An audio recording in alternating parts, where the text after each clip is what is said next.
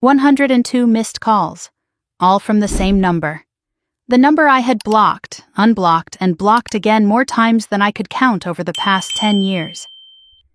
I stared at my phone screen, watching it light up again in the quiet of my corner office. The Manhattan skyline glittering behind me like a crown I had earned with blood and patience. The caller ID read, Victoria Sterling, my mother. The woman who had looked me dead in the eyes on a freezing November night and said words I would never forget. You will come back begging in a month. Mark my words. I was 17 years old when she slammed that door in my face. I had nothing but a suitcase, $800, and a dignity I refused to let her take. I did not beg. I did not crawl. I walked away into the darkness, and I never looked back. Now, 10 years later, the roles had reversed completely. 103. 104. The calls kept coming, desperate and relentless. Before I tell you why I let it ring, let me take you back to the night my mother threw me out like garbage, and the secret she never wanted me to discover. I was 17, and the night my life shattered started with a dinner party I was never supposed to overhear.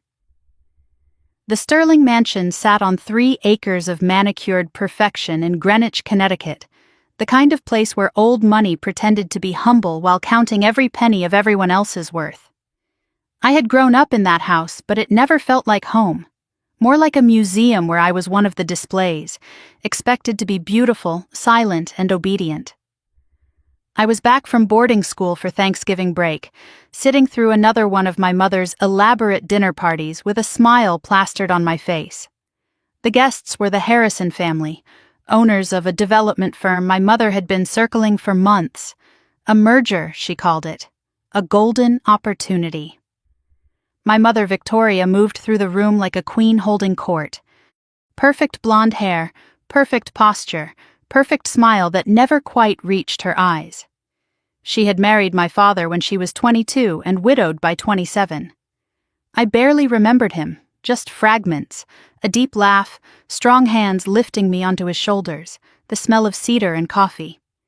He died in a car accident when I was 5. My mother remarried 3 years later to Richard, a man who agreed with everything she said and never looked anyone directly in the eyes. My sister Meredith was born a year after that. The golden child, the one who did everything right. I was the reminder of the husband Victoria could not control. I felt it in every glance, every comparison, every cold silence when I entered a room. That night I excused myself to use the restroom. On my way back, I heard my name whispered in a tone that made me freeze outside the study door. I pressed myself against the wall, heart pounding, and listened. My mother's voice smooth and confident, and Mr. Harrison Sr. gruff and impatient. They were discussing an arrangement. It took me a moment to understand what I was hearing, and when I did, my blood turned to ice. My mother had promised my hand in marriage to Harrison Jr. The merger depended on it. Harrison Sr.'s voice was casual, almost bored. My son is difficult, I admit. But your daughter is pretty enough. She will learn to manage him. My mother's response made my stomach lurch. Elena will do as she is told. She has no other options. I have made sure of that. No other options. The words echoed in my skull. I had met Harrison Jr. once before, at a charity gala the previous spring. 24 years old with a smile that never matched his eyes. He had gripped my arm too hard when we danced, laughed when I winced, and spent the rest of the night staring at me like I was something he planned to collect. There were rumors about his ex-girlfriend, an accident, they called it. She had transferred schools and never spoke publicly again. My mother was selling me to that man, to save a business deal, to protect her empire. I stood in that hallway shaking with a rage I could barely contain, and waited until the guests left to confront her. The living room was empty except for my mother, arranging flowers that did not need arranging, and Richard hovering near the fireplace like a ghost afraid to take up space. Meredith watched from the top of the stairs, 15 years old and already learning to be invisible when storms were coming. I did not bother with pleasantries. I heard everything. I am not marrying him. My mother's hand stilled on the roses. Her smile stayed frozen in place, but her eyes went sharp. "Excuse me, I heard your little arrangement with the Harrisons. I know about Harrison Jr. I know what he did to his ex-girlfriend. I would rather be homeless than married to a monster you picked for your profit." She turned slowly and the mask slipped. Not the polished hostess anymore. Something colder. Something I had seen glimpses of my whole life but never directly faced. She smiled and it made my skin crawl. "Homeless," she repeated. "That can be arranged." She gave me until morning. "Accept the engagement or leave. No money, no connections, no family." Richard said nothing. Did nothing. Meredith stood frozen at the top of the stairs, tears streaming down her face, but silent. Always silent. I went to my room and packed one suitcase. Clothes, documents, my grandmother's locket, the only jewelry I cared about. I counted my savings, birthday money I had hidden from Victoria over the years. $847. Not much. But it was mine. I looked around my childhood bedroom one last time and realized it had never really been mine at all. Just another room in a house full of beautiful things that belonged to a woman who saw people as possessions. On my dresser sat a photo of my grandmother Margaret, the real founder of Sterling Properties, the woman who had built an empire from nothing and loved me in a way my mother never could. She had died 2 years before, and since then, Victoria's grip on everything had become absolute. I picked up the photo and whispered to her, "I do not know what you meant, Grandma, but I am not staying here to find out." As I zipped my suitcase, I noticed something I had never seen before, a small envelope taped inside the lid. My grandmother's handwriting. "For Elena. When you are ready to leave." My heart slammed against my ribs. I almost opened it right there. But I heard my mother's footsteps approaching, and there was no time. I tucked the envelope into my coat pocket, grabbed my suitcase, and walked downstairs to face her one last time. Victoria waited by the front door, arms crossed, triumph written across her features. Richard stood behind her, useless as always. Meredith was still on the stairs, still crying, still saying nothing. My mother's voice was ice. "Last chance. Walk out that door and you are dead to this family. No calls, no money, nothing." I looked at the woman who had raised me, and I saw nothing. No love, no warmth, not even hatred. Just cold calculation. She had never seen me as a daughter, only as a tool. "I was never alive to you anyway," I said. And I walked out into the freezing November night. The door slammed behind me with a sound that felt like a bone breaking. My mother's voice followed me through the wood. "You will be back begging in a month. You hear me? 1 month." I kept walking. I did not look back. The cold air burned my lungs, and tears froze on my cheeks before they could fall. But I did not stop. I did not beg. What I did not know, what my mother had made certain I would never find out, was that my grandmother had left me something far more valuable than money, something that would destroy Victoria's entire empire. And it was sitting in my coat pocket, waiting for me to be ready. The roadside inn had a flickering neon sign and a clerk who asked no questions. That was all I needed. I had walked for 2 hours along the dark highway, suitcase wheels grinding against the pavement, breath turning to mist in the November cold. $42 bought me one night in a room that smelled like mildew and stale cigarettes. The heater rattled in the corner, pushing out barely enough warmth to stop my shivering. I sat on the edge of the bed, still wearing my coat, and finally allowed myself to feel the weight of what had just happened. I was alone. Truly, completely alone. 17 years old with a suitcase, $800 that would not last long, and a secret envelope I was terrified to open. I pulled my grandmother's locket from under my shirt and held it tight against my chest. The metal was warm from my skin, and for a moment I could almost feel her presence. Margaret Eleanor Sterling, the woman who had built an empire from nothing, the woman who had loved me when no one else did. She had died 2 years ago, and I still felt the loss like a phantom limb, aching in places I could not name. That was when I remembered her words, the ones she had whispered to me the night before she died. Words I had not understood then, words that suddenly felt like a warning. 2 years earlier, I had sat beside her hospital bed in a private suite filled with flowers and the steady beep of machines. She was 78 years old, and the cancer had hollowed her out until she looked like a paper version of herself. But her eyes were still sharp, still fierce. My mother paced outside the room, making phone calls about the estate, already dividing up the spoils before my grandmother had even stopped breathing. For a few precious minutes, I was alone with her. She grabbed my hand with surprising strength. "Come closer, sweetheart. There are things I need to tell you, things your mother must never hear." I leaned in, confused and a little frightened by the urgency in her voice. She studied my face like she was memorizing it. "I have watched how she treats you," she said, "like you are an inconvenience, a reminder of the man she could not control."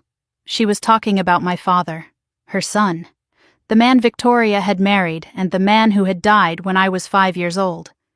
My mother never spoke of him, and any time I asked questions, she changed the subject with a coldness that made me stop asking.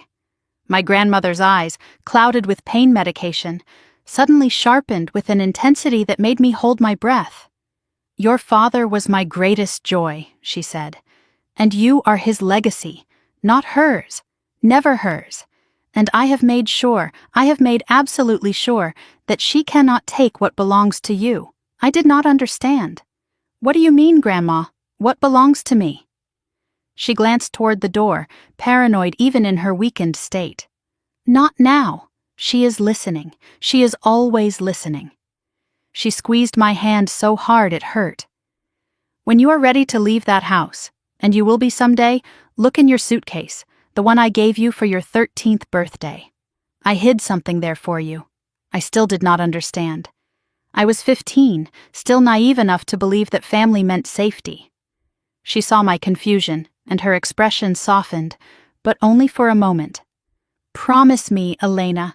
Promise you will not tell anyone about this conversation. Not Meredith, not Richard, especially not your mother." I promised.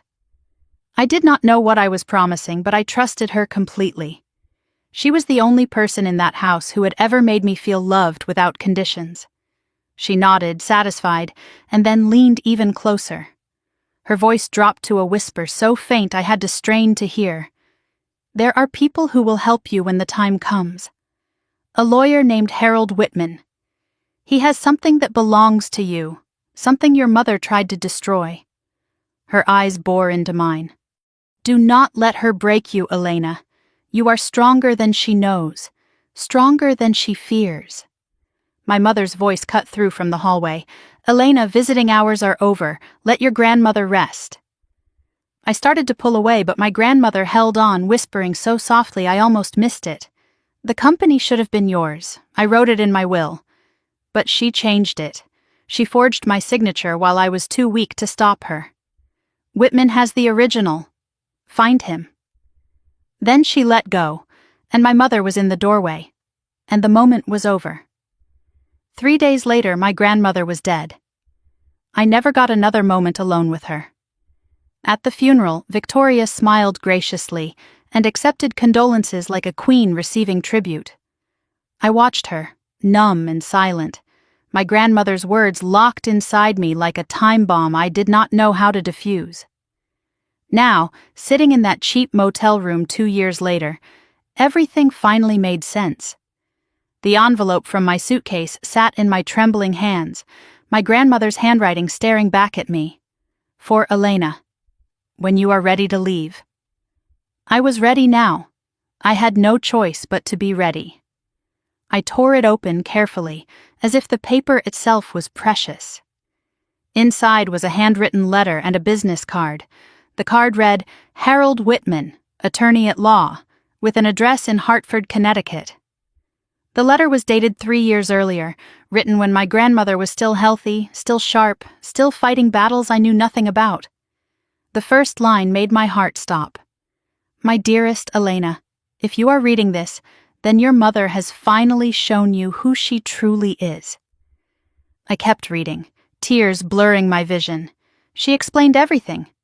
Sterling Properties was built by her alone after her first husband, my grandfather, died young. Victoria had married Margaret's son, my father, not for love but for access to the company. When my father died in that car accident, Victoria wasted no time taking control. My grandmother had always suspected the accident was not an accident. She could never prove it, but she had never stopped believing that Victoria was involved.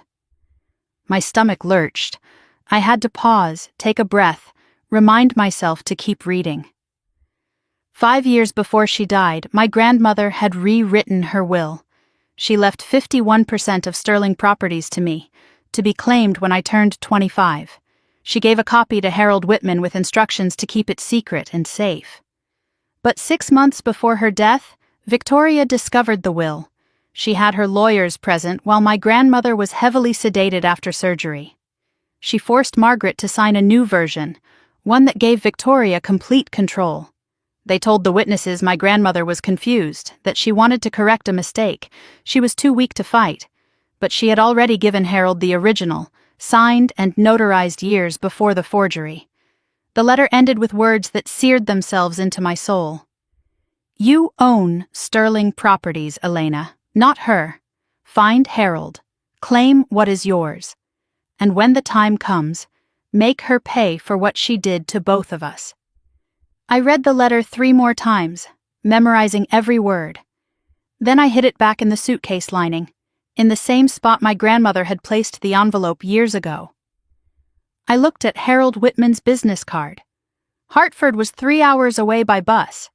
Part of me wanted to go immediately, demand answers, claim what was mine. But I was 17, homeless, with $800 to my name. I could not fight Victoria now. She had lawyers and money and power I could not imagine. I needed to survive first. Build myself up, learn how the world worked. Then, when I was ready, I would find Harold Whitman. And when I turned 25, I would take back everything she had stolen. I tucked the business card into my wallet and lay down on the lumpy motel bed. For the first time since walking out that door, I did not feel hopeless. I had a purpose now. A goal. A reason to keep going. I did not just leave that mansion with a suitcase and $800. I left with a weapon. A truth my mother thought she had buried forever. 3 days later, a letter arrived at the motel, forwarded from my old boarding school address. The return address said Law Offices of Harold Whitman. Inside was a single sentence. Your grandmother told me you would come. I have been waiting. Call me when you are ready, but be careful. Your mother has eyes everywhere. 3 weeks after my mother threw me out, I moved to Bridgeport. It was far enough from Greenwich to avoid Victoria's social circle, but close enough to be practical. I found a tiny room above a laundromat, shared bathroom down the hall, $180 a week. The walls were thin enough to hear my neighbor's television at all hours, and the radiator clanked like someone was trapped inside it, but it was mine. My $800 lasted exactly 19 days. After that, survival meant working until my body screamed for rest and then working some more. I took a morning shift at a coffee shop, afternoon deliveries for a pharmacy, and weekend waitressing at a diner. I slept 5 hours a night if I was lucky. I ate 1 real meal a day, usually whatever the diner let me take home after closing. My hands became raw from washing dishes in industrial soap. My feet blistered from standing 12 hours straight. I lost 15 pounds in 3 weeks, not because I wanted to, but because I could not afford to eat properly. I kept Harold Whitman's business card in my wallet, tucked behind my dwindling cash. I had not called him yet. I was too scared, too broke, too focused on simply staying alive. But the worst part was not the exhaustion or the hunger. It was the whispers. Somehow, even 60 miles from Greenwich, my mother's version of the truth had found me first. It happened on a Saturday night at the diner. The place was packed, and I was running between tables with plates balanced on my arms when 2 women walked in. Designer handbags, perfect highlights, the kind of casual elegance that cost more than my monthly rent. I recognized them immediately, friends of Victoria, regulars at her charity galas. I kept my head down and approached their table, hoping they would not look too closely at the waitress in the stained apron. I was wrong. One of them gasped mid-sentence. "Oh my God, is that Victoria Sterling's daughter?" Her friend leaned in, whispering loud enough for half the restaurant to hear. "The one who ran off with that drug dealer? I heard she has been arrested twice already." My tray trembled in my hands. I forced myself to stay calm, to keep my face neutral, but my heart was pounding so hard I thought they must be able to hear it. The first woman turned to me with a smile dripping in fake sympathy. "Sweetheart, does your mother know you are working here? She has been worried sick about you." Something inside me snapped. My mother knows exactly where I am. She put me here. The words came out sharper than I intended. Both women stared at me, then exchanged glances filled with pity and judgment. The second one shook her head. "The poor thing. Clearly on something. Look at how thin she is."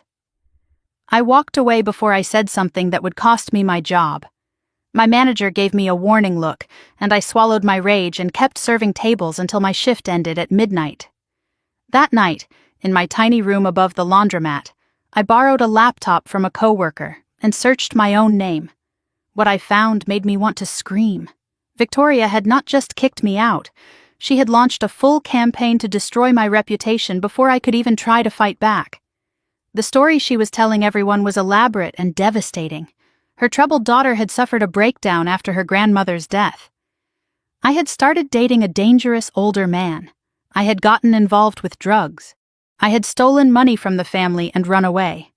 Victoria was heartbroken, of course, praying for my recovery, hoping I would get the help I needed. There were photos of her at charity events, dabbing at her eyes while accepting sympathy from her wealthy friends. The local paper had even quoted her. "As a mother, my heart is shattered, but we cannot help those who do not want to be helped." I stared at the screen, fury building in my chest until I could barely breathe. I wanted to expose the truth, to tell everyone what really happened. But who would believe me? I was a homeless 17-year-old with nothing. She was Victoria Sterling, philanthropist, businesswoman, grieving mother. Then it hit me. She was not just punishing me for leaving. She was strategically discrediting me for the future. If I ever tried to claim my grandmother's real will, Victoria could point to all of this and say I was a troubled addict making up lies for money. She was building her defense before I even knew I would need to attack. This was not anger. This was a calculated execution. My mother was not just cruel, she was dangerous. I closed the laptop and sat in the dark for a long time. Then I grabbed a notebook and wrote 3 words. Keep receipts. Document everything. Wait. January arrived with bitter cold and the kind of exhaustion that settles into your bones and refuses to leave. I was delivering prescriptions one afternoon when I accidentally walked into the wrong office. The sign on the door read, Chen Properties, Boutique Real Estate Solutions. A woman in her 50s looked up from her desk, sharp eyes taking in my disheveled appearance and the pharmacy bag in my hand. You are on the wrong floor, she said, but then she paused, studying me more closely. You look like you have not slept in a month. Sit down before you collapse. I started to refuse, but something in her voice stopped me. She made me tea and asked questions. Where did I go to school? Where did I work? How old I was? I found myself answering honestly, too tired to construct lies. When I mentioned Greenwich Academy, her expression shifted. Greenwich? You would not happen to know the Sterling family, would you? I hesitated for only a moment before deciding I had nothing left to lose. Victoria Sterling is my mother. She kicked me out 2 months ago. The woman leaned back in her chair, studying me with new interest. Her name was Diane Chen, and what she told me next changed everything. Victoria Sterling destroyed my husband's business 15 years ago, she said. Undercut his bids, spread rumors about faulty construction, got his license suspended on false charges. He never recovered. Died of a heart attack 3 years later. She looked at me with something I had not seen in months. Respect. So, you survived her too. We talked for hours. I did not tell Diane about the inheritance or Harold Whitman. It was too risky, and I did not know yet if I could trust her. But I told her about the ultimatum, the arranged marriage, the lies Victoria was spreading. Diane listened without interrupting, nodding slowly. "Your mother is a predator," she said. "She finds people's weaknesses and exploits them. The only way to survive her is to become something she cannot destroy." Then she made me an offer. A part-time internship at Chen Properties. No salary at first, just learning the business. Watching how deals were made. Understanding how power worked. "I am not offering you charity," Diane said. "I am offering you an education. The kind your mother never wanted you to have." Something clicked in my mind. My grandmother had built Sterling Properties from nothing. Diane had built Chen Properties from the ashes of what Victoria destroyed. Maybe I did not need to wait until I was 25 to start fighting back. Maybe I could start building now. I accepted her offer that same day. February came with freezing rain and the first hint that I might actually survive this. I was working mornings at the coffee shop, afternoons at Chen Properties, weekends at the diner. It was brutal, but for the first time I was learning instead of just surviving. Then one night, at 2 a.m, my phone buzzed with an unknown number. I almost ignored it, but something made me answer. A whisper on the other end. "Elena? It is me. Meredith." My heart stopped. I had not heard from my sister since the night I left. She was crying, her voice barely audible. "I cannot talk long." Mom checks my phone. "What is wrong?" I asked. "Are you okay?" "I am fine. I am not fine. Everything is wrong here. Mom is different since you left. Angrier, more paranoid." I wanted to comfort her, but I also remembered. She had stood on those stairs and said nothing while our mother threw me out. "Why are you calling me, Meredith?" Her voice dropped even lower. "I found something. In Mom's office. Documents about Grandma's estate." My pulse raced. "What kind of documents? I do not understand all of it." "But there are 2 different versions of Grandma's will, and one of them has your name all over it. Mom has been hiding it. She does not know I saw." My hands were shaking so hard I nearly dropped the phone. Then I heard footsteps in the background on her end. Meredith gasped. "Someone is coming. I have to go." "Wait," I said. "Can you get copies? Can you—" The line went dead. I sat in the dark, heart pounding, phone clutched to my chest. My little sister had just become my only ally inside enemy territory. But I also knew the truth. If Victoria caught Meredith helping me, my sister would face the same fate I did. Or worse. I had to be careful, I had to be patient, and I had to get those documents before my mother destroyed them forever. 6 months after my mother kicked me out, I finally found the courage to make the call. I was 18 now, legally an adult, no longer a runaway minor who could be dragged back home. I had spent months staring at Harold Whitman's business card, tracing the embossed letters with my fingertip, wondering what secrets waited on the other end of that phone number. After Meredith's midnight call about the 2 wills, I knew I could not wait any longer. Something was happening inside that mansion, and I needed answers before Victoria destroyed whatever evidence remained. Diane had noticed me distracted at work, staring into space when I should have been reviewing contracts. She asked me what was wrong, and I told her a partial truth. There is someone I need to meet, a lawyer who knew my grandmother. But I am afraid of what I will find. She looked at me with those sharp eyes that missed nothing. "Fear does not protect you," she said. "It just delays the inevitable. Whatever it is, you face it now or face it later. But you will face it." That night, I dialed the number on the card. It rang 4 times before a gruff voice answered. "I wondered how long it would take you to call. Your grandmother always said you would need time to find your courage. Looks like she was right." Harold Whitman sounded old and tired, but there was a sharpness beneath the weariness that reminded me of my grandmother. He confirmed he had been Margaret's personal attorney for over 30 years. Trusted advisor, friend, keeper of secrets. Your mother fired me the week after Margaret's funeral, he said. Did not even let me attend the service. But your grandmother knew that would happen. She prepared for it. I asked to meet him in person. He agreed, but his conditions made my skin prickle with unease. We cannot meet at my office. Your mother has people watching. We cannot meet anywhere in Connecticut. Too risky. He suggested a location in upstate New York, a small town called Rhinebeck, about 3 hours north. A diner called Martha's Kitchen, his late wife's favorite place. Come alone, he said. Tell no one. And Elena, bring something that proves you are really Margaret's granddaughter. A photo, a letter, anything. I need to know this is not a trap. A trap, I repeated. Why would anyone trap you? The line went silent for a long moment. Then his voice dropped to barely a whisper. Because your mother has already tried twice. Once with a private investigator pretending to be a journalist. Once with a woman claiming to be a distant relative. She knows I have something. She just does not know exactly what. My blood ran cold. Victoria was not just covering her tracks. She was actively hunting for evidence. Harold Whitman had been protecting something for 2 years, waiting for me.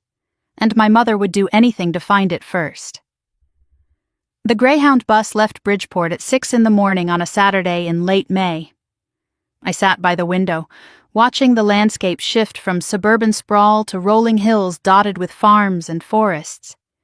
I had brought my grandmother's locket, her original letter, and a photograph from my 15th birthday, showing the two of us laughing together in her garden. 3 pieces of proof that I was who I claimed to be. The bus ride gave me time to think, to organize everything I knew. My grandmother's whispered warning in the hospital, the letter hidden in my suitcase, Meredith's discovery of 2 wills in Victoria's office, and now Harold Whitman, the keeper of the original document that could change everything. I stared out the window and wondered what kind of life I might have had if my grandmother had lived longer, if my father had never died, if my mother had been capable of love instead of just calculation. But wondering did no good. I had learned that lesson the hard way. All I could do now was move forward. As the bus pulled into Rhinebeck, I noticed a black SUV parked across from the station. Tinted windows, Connecticut plates. My heart stopped. Had Victoria found out? Was I walking into an ambush? I stayed frozen in my seat, barely breathing, watching the vehicle. Then the driver stepped out. An elderly woman with a walker, moving slowly toward the pharmacy next door. Just a coincidence. But the fear did not leave me. It never really left anymore. Martha's Kitchen was exactly what I expected from a small-town diner. Red vinyl booths, the smell of coffee and bacon, a Saturday lunch crowd of families and truckers and elderly couples sharing pie. I scanned the room and spotted him in the corner booth. White hair, rumpled suit that had probably been expensive 2 decades ago, reading a newspaper but watching the door over the top of it. I approached slowly. Mr. Whitman? He studied my face for a long moment, his eyes sharp despite his age. Then he nodded. You have Margaret's eyes. Sit down. I slid into the booth across from him and placed my proof on the table. The locket, the letter, the photograph. He examined each item carefully, holding the letter up to the light, running his thumb over my grandmother's handwriting. That is her script, he said finally. I would recognize it anywhere. She wrote this letter at my office, you know. Made me witness it. Said someday you would need proof that she loved you. My eyes stung, but I refused to cry. Not here, not now.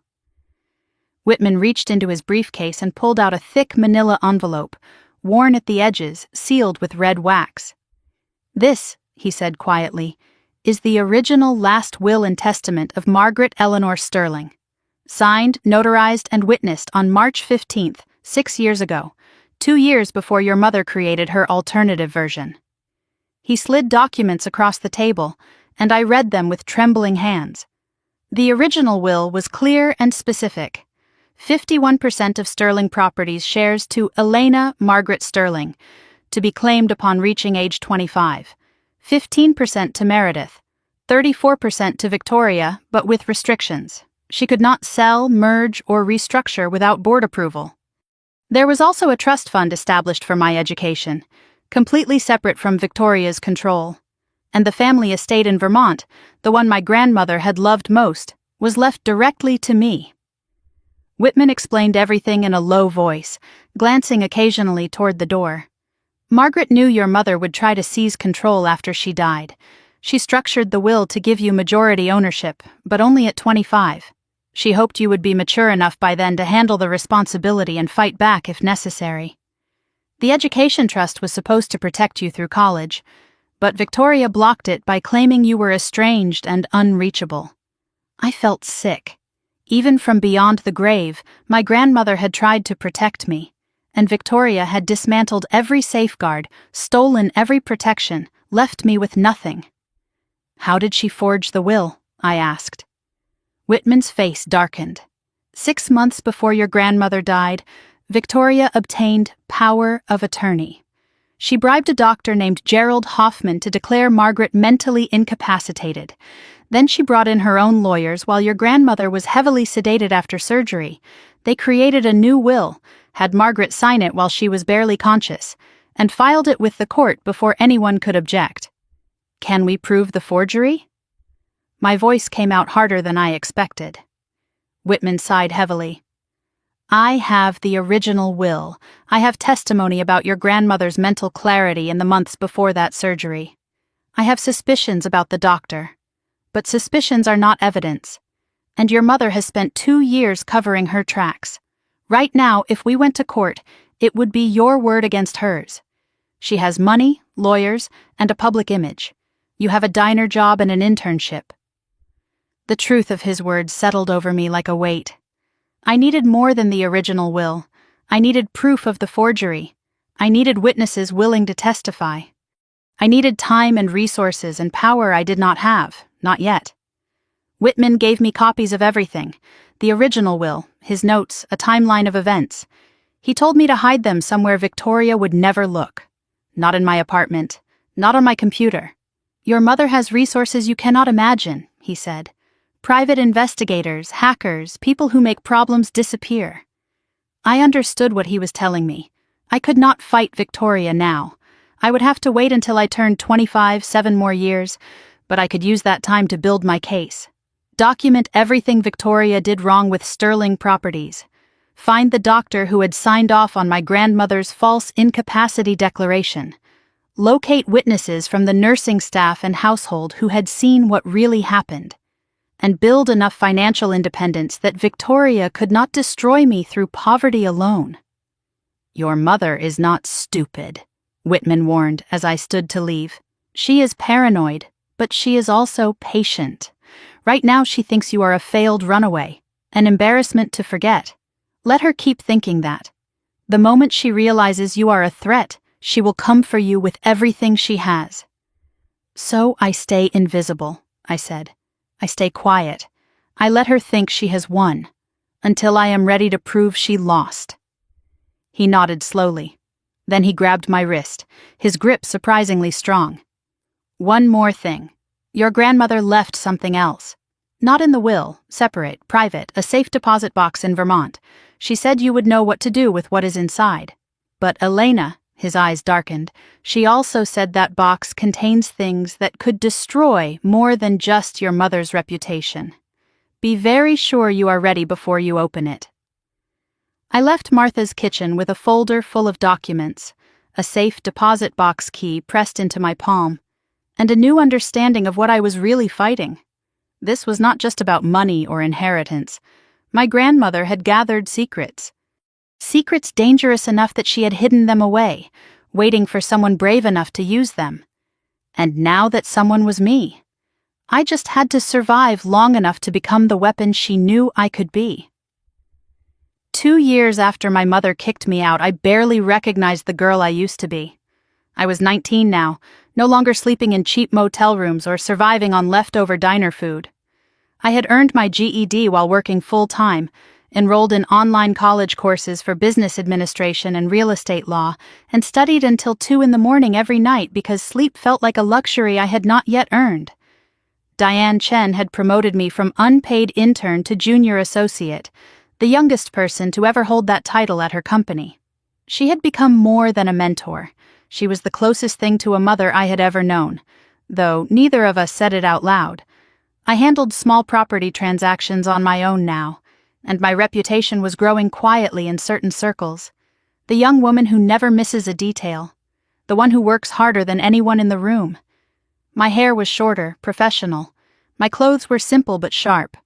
I had learned to control my expressions, to hide my thoughts behind a pleasant mask. Victoria's daughter had learned to wear a mask too, but mine served a different purpose. Underneath the calm exterior, the anger still burned. I had just learned to use it as fuel instead of fire. On the anniversary of the night I was kicked out, I did something I had been planning for months. I walked into a bank, sat across from a loan officer, and made my first real estate investment, a condemned duplex in Norwalk that nobody else wanted. I bought it for $32,000 using money I had saved penny by penny from every paycheck, every tip, every side job I could find. The building was a wreck. Broken windows, rotting floors, a roof that leaked in 3 places. But it was mine. The first thing I had ever truly owned. I spent every weekend for 4 months renovating it myself. I learned plumbing from YouTube videos and trial and error. I taught myself basic electrical work, drywall repair, painting techniques. My hands blistered and bled. My muscles ached so badly some nights I could barely climb the stairs to my apartment. But I kept going because every nail I hammered was a step away from the girl who had walked out of that mansion with nothing. Diane helped me navigate the permits and inspections. I hired contractors only for the work I legally could not do myself. And when the duplex finally sold for $78,000, I sat alone in my apartment and counted my profit. $19,000 in cash, fanned out on my kitchen table like a winning hand. I did not count it because I needed to. I counted it because I needed to feel it. Every dollar was a brick in the wall I was building between myself and the girl who had once begged for a chance. I would never beg again. I would buy. I reinvested immediately. 2 more distressed properties in working-class neighborhoods, then a 3rd, then a 4th. And in the quiet hours of the night, when the work was done and the apartment was silent, I tracked Sterling properties. I had set up alerts for every news mention, every financial filing, every public record. What I saw confirmed everything Harold Whitman had warned me about. Victoria was destroying the company my grandmother had built. Bad acquisitions that cost more than they earned. Key employees leaving for competitors. Debt increasing every quarter while revenue stagnated. Client lawsuits over broken contracts and missed deadlines. Victoria's management style was her downfall. She was paranoid, controlling, incapable of delegating or trusting anyone. The board was restless, but they were too afraid to challenge her. I documented everything in a private journal, every bad decision, every financial misstep, every employee who quit in frustration. I was building a timeline of incompetence, not just for revenge, but for evidence when the time finally came. The irony was almost poetic. My mother had kicked me out to protect her empire. Now, 4 years later, she was dismantling it herself, brick by brick. I did not need to destroy Sterling Properties. I just needed to be ready to pick up the pieces when she finished burning it down. Meredith and I had developed a system. Burner phones purchased with cash, changed every few months, numbers known only to each other. After her call went silent following that first midnight conversation, I had feared the worst. But 3 months later, a new number reached out with our childhood code phrase, and I knew she was still with me. She was 17 now, still trapped in the mansion, still playing the obedient golden child. But secretly, she had become my eyes inside enemy territory. She reported everything. Victoria's erratic moods, her paranoid accusations against employees and board members. Richard sleeping in a separate bedroom, barely speaking at family dinners. The growing tension in a house that had always been cold, but was now becoming something worse. One Saturday afternoon, my burner phone buzzed with Meredith's number. Her voice was strange when I answered. Tight and controlled, almost robotic. Elena, Mom had a meeting with Harrison Sr. last week. behind closed doors. When she came out, she looked scared. I have never seen her scared before. My blood ran cold. The Harrisons. The family Victoria had tried to sell me to. They were still in the picture, and whatever my mother owed them, it was bad enough to frighten her. I told Meredith to be careful, to keep watching, to protect herself above all else. But after we hung up, I sat in the dark for a long time, wondering what kind of deal Victoria had made with those people and what it would cost her when it came due. By my 4th year on my own, I was 21 years old and no longer working at the diner or the coffee shop. Real estate was my full-time career now. My portfolio had grown steadily. 8 properties renovated and sold. 3 rental units generating passive income every month. Net worth approaching $200,000. All of it held under an LLC I had named Phoenix Holdings, rising from the ashes. Diane had made me a partner at Chen Properties, the youngest in company history. My name was not public, and I operated through the LLC to stay invisible. As far as Greenwich society knew, Victoria's troubled daughter had disappeared years ago, probably dead in a ditch somewhere or wasting away in some addiction facility. I let them believe it. Invisibility was my greatest weapon. I had started attending real estate conferences, building relationships with investors and contractors and lawyers, learning who Victoria's enemies were. And there were many. Whispers followed her everywhere now. Difficult to work with, impossible to trust, bleeding money. I filed away every name, every connection, every piece of gossip. 4 more years until I turned 25 and could claim my inheritance. But I was not just waiting. I was building an empire parallel to the one that had been stolen from me. When I finally revealed myself, I would not be a desperate girl with a piece of paper. I would be a force Victoria could not ignore, dismiss, or destroy. In April, a commercial broker I had met at a conference called me with an opportunity. "There is a property going to auction next month," she said. "Former warehouse district in New Haven. Multiple bidders expected, including Sterling Properties." I smiled into the phone. "Tell me everything." The auction took place in a hotel ballroom in Hartford. I attended as a representative of Phoenix Holdings, wearing a professional suit and glasses I did not need. My hair was different now. My posture changed. My entire presence transformed from the 17-year-old who had walked out of that mansion. I scanned the room. Lawyers, developers, investors. And then I saw her. Victoria swept in like she owned the room. Designer dress, perfect hair, that smile I remembered too well. Richard trailed behind her, looking exhausted and diminished. They took seats in the front row, expecting to dominate as they always did. I positioned myself near the back and watched. The auction began, and I observed Victoria's strategy. She bid aggressively, arrogantly, driving the price higher than the property was worth. Ego over calculation. A classic mistake. I dropped out early as planned and watched her win, overpaying by at least 15%. Another bad decision for my file, another crack in her foundation. As the auction ended and people filed toward the exit, I found myself walking behind Victoria, close enough to smell her perfume. The same Chanel she had worn my entire childhood. She was on her phone, complaining about incompetent contractors and disloyal employees.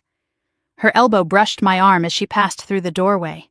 She did not apologize, did not even glance back, but I stopped, stood in that doorway for a moment, watching her walk away. "Enjoy it while you can, Mother," I whispered. "Your time is almost up." A voice behind me made me freeze. "Excuse me, are you not Victoria Sterling's daughter?" I turned slowly to face a man I did not recognize, tall, dark-haired, watching me with unsettling intensity. "I have no idea what you are talking about," I said calmly. But his eyes told me he did not believe a single word. The stranger's eyes held mine with an intensity that made my pulse race. I kept my expression neutral, the mask I had perfected over 5 years of survival. "I already told you," I said. "I have no idea what you are talking about." He smiled, but there was no warmth in it. Just recognition. My mistake, then. "You just bear a striking resemblance to someone I have been researching for a very long time." He handed me a business card before I could respond. Nathan Cole, Cole Development Group. The name hit me like a slap. Cole Development was one of Sterling Properties' biggest competitors. I had seen their name in industry publications, watched them win bids Victoria had wanted, noted how aggressively they had grown in the past decade, and now their CEO was standing in front of me, claiming to know exactly who I was. I pocketed the card without looking at it. Interesting company, I said carefully. I hear they are doing well. Nathan tilted his head, studying me like a puzzle he was determined to solve. We are. No thanks to Victoria Sterling. She tried to destroy us once. She failed. He paused, letting the words sink in. I am not here to expose you, Elena. I am here because we have something in common. We both want to see Victoria Sterling burn. He said it so casually, like he was discussing the weather. But his eyes told a different story. There was hatred there, the kind that only comes from deep personal wounds. Whatever Victoria had done to this man, it was not just business. It was war. We ended up in a quiet corner of the hotel bar, 2 untouched drinks sitting between us. I kept my guard up, watching for any sign that this was a trap. But something about Nathan's anger felt genuine. Too raw to be performance. He told me his story, and with every word, my understanding of my mother's cruelty expanded. His father, Robert Cole, had built Cole Development from nothing in the 1980s. For years, Sterling Properties and Cole Development had been friendly competitors, occasionally partnering on projects, respecting each other's territory. Then everything changed. When Nathan was 18, his father secured the biggest contract of his career, a waterfront development in Stamford worth tens of millions. Victoria wanted that contract. She did not just compete for it, she annihilated Robert Cole to get it. She spread rumors that Cole Development used substandard materials. She bribed a building inspector to file false safety violations. Robert Cole's license was suspended pending investigation. By the time he was cleared 18 months later, he had lost everything. Clients had fled, his reputation was destroyed. He filed for bankruptcy and never recovered. 6 months later, Robert Cole died of a heart attack.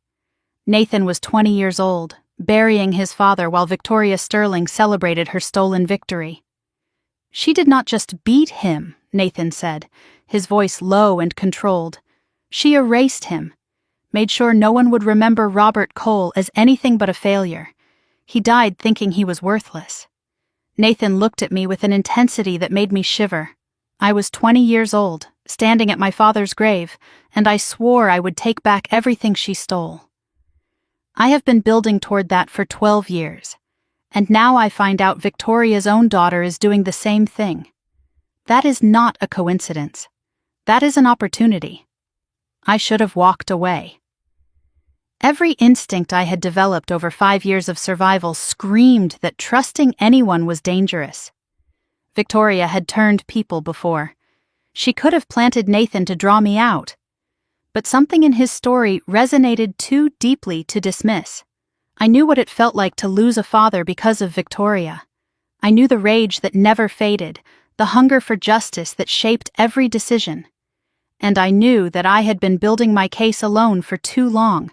I needed resources, connections, evidence I could not gather on my own.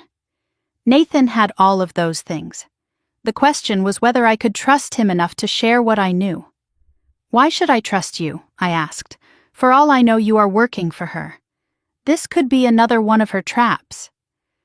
Nathan considered the question for a long moment.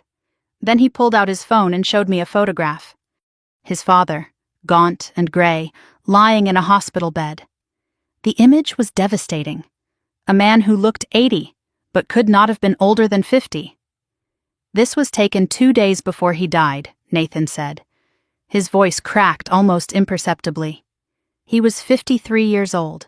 Victoria Sterling took everything from him. His business, his reputation, his will to live. He put the phone away. I do not work for her. I exist to end her. I believed him. Maybe it was foolish. Maybe 5 years of isolation had made me desperate for an ally. But looking into Nathan's eyes, I saw a mirror of my own pain. Two people destroyed by the same monster, both building toward the same reckoning. We spent the next hour talking strategy. I did not reveal everything. Not the original will, not Harold Whitman, not the safe deposit box in Vermont. I kept my biggest secrets close, maintaining leverage. But I told him enough. The kicked out at 17. The forced marriage I refused. The lies Victoria had spread to destroy my reputation. Nathan listened without interrupting, nodding slowly, and he shared what he had gathered over 12 years of investigation. Shell companies in Delaware that Victoria used to hide assets, bribes to zoning officials documented through financial records, falsified environmental reports that had allowed Sterling Properties to build on protected land. Together we began mapping Victoria's network of lies. 3 weeks later, I sat in Nathan's office in downtown Hartford, surrounded by whiteboards covered in timelines and documents. We had been meeting in secret, late nights poring over evidence, strategy sessions over takeout containers. Nathan had resources I could only dream of. Forensic accountants, private investigators, a legal team on retainer. And he had years of documentation I had never seen. The picture emerging was darker than I had imagined. Victoria's corruption ran deeper than simple greed. She had destroyed at least 4 other businesses the same way she destroyed the Coles. She had bribed judges, manipulated land deals, possibly even blackmailed a state senator who had tried to investigate her practices. Nathan was impressed by my discipline, my analytical mind, my cold patience. I was impressed by his resources, his intelligence, his matching hatred. And something else had begun to simmer beneath the surface. One night, past midnight, we were reviewing financial discrepancies in Sterling's third-quarter reports. Nathan reached across the table for a document, and his hand brushed mine. We both froze. For a heartbeat, neither of us moved. The air between us felt charged, electric with something neither of us was ready to name. Then I pulled back, reaching for my coffee instead. "We should focus," I said, my voice steadier than my pulse. Nathan nodded, but his eyes lingered a second too long. We both knew something was shifting between us, and we both knew we could not afford to let it distract us from the mission. 6 months into our alliance, I was 23 years old and closer to Victoria's destruction than ever before. Then Meredith called. Her voice was strange when I answered my burner phone. Tight, controlled, almost robotic. "Elena. How are you doing? I have been thinking about you lately." My instincts screamed that something was wrong. Meredith never made small talk. We had developed codes over the years, phrases that meant specific things. "How is the weather there?" meant, "Are you being watched?" I replied carefully. "It has been stormy lately, very stormy." My blood ran cold. Victoria was monitoring the call. Elena continued in that strange, flat voice. "I hope things clear up soon. Mom says everything will be fine. She has been very attentive lately. Very attentive." The words hit me like ice water. Victoria had noticed something, maybe found something, maybe suspected Meredith's betrayal. My little sister was sitting in that mansion playing the perfect daughter, while our mother circled like a shark that smelled blood. "I have to go now," Meredith said. "Mom wants me for dinner. Love you." The line went dead before I could respond. I called Nathan immediately. "We have a problem. Victoria is on to Meredith. We need to accelerate our timeline." 2 weeks later, at 3 a.m, my phone exploded with calls from Meredith's burner number. I answered, groggy and confused. Her voice was not controlled this time. It was raw panic, barely a whisper. "Elena, I messed up." She found the phone. She found everything. I bolted upright in bed. "What happened?" "Richard. He was going through my room. I do not know why. He found my hiding spot. He took the phone straight to Mom. My heart was pounding so hard I could barely think. What did she do?" Meredith described the confrontation in fragments. Victoria's face going white, then purple with rage, screaming at Meredith for an hour, calling her a traitor, a snake, just like her sister, demanding to know everything Meredith had told me. Meredith had lied, claimed she only called to beg me to come home. Victoria did not believe her. She took my phone, my laptop, everything. I am locked in my room. There is someone outside my door. Private security, I think. She cannot do that, I said. You are 19. That is false imprisonment. Meredith's voice cracked. She does not care. She said if I try to leave, she will have me committed. She has a doctor who will sign the papers. The same one who signed for Grandma. The same doctor. The same playbook Victoria had used to forge my grandmother's will. Now she was threatening to use it against my sister. Elena, Meredith's voice broke completely. I am scared. She looks at me the way she used to look at you, like I am not her daughter anymore, like I am just a problem to solve. I heard footsteps in the background on her end. Someone was coming. I have to go. Please, please help me. Do not let her do to me what she did to Grandma. Do not let her make me disappear. The line went dead. I grabbed my keys, my jacket, the folder of evidence Nathan and I had compiled. Victoria had finally made a mistake she could not take back. She had shown Meredith exactly who she really was, a monster who would sacrifice her own children to protect her lies. Now Meredith was not just a source, she was a witness, and she was also my sister. I had spent 5 years building toward revenge. But revenge could wait another day. Tonight I had a rescue mission, and God help anyone who tried to stop me. Nathan's office felt like a war room at 3 a.m. Maps of Greenwich spread across the table, security team on standby, lawyers ready to intervene if things went wrong. I paced the floor while Nathan made calls, coordinating resources I could never have gathered on my own. The situation was worse than Meredith had described. Nathan's contact inside the Greenwich Police Department had disturbing news. Victoria had filed a report that evening claiming Meredith suffered a psychotic break and might be dangerous to herself. She was building a paper trail. If we took Meredith and Victoria called the police, they would treat us as kidnappers and my sister as a mental patient who needed to be returned to her mother's care. This was not just a rescue anymore. It was a race against a legal trap. Nathan's security team consisted of 2 former military operatives who asked no questions and followed orders precisely. We had a lawyer on standby for emergency custody issues and a doctor ready to examine Meredith and certify her mental competence the moment we got her out. The mansion layout was familiar to me from 17 years of living there, but Meredith had provided additional details over our years of secret communication. Security changed shifts at 4 a.m. There would be a 15-minute gap. Her room faced the back garden and was accessible through the service entrance. Victoria slept in the master suite on the opposite end of the house. Richard had moved to the guest wing. If we moved fast and quiet, we could extract Meredith before anyone noticed. If we failed, Victoria would use the police report to have my sister committed, and I would lose her forever. We drove through the darkness toward Greenwich, the same roads I had walked 6 years ago with nothing but a suitcase and $800. Everything looked the same.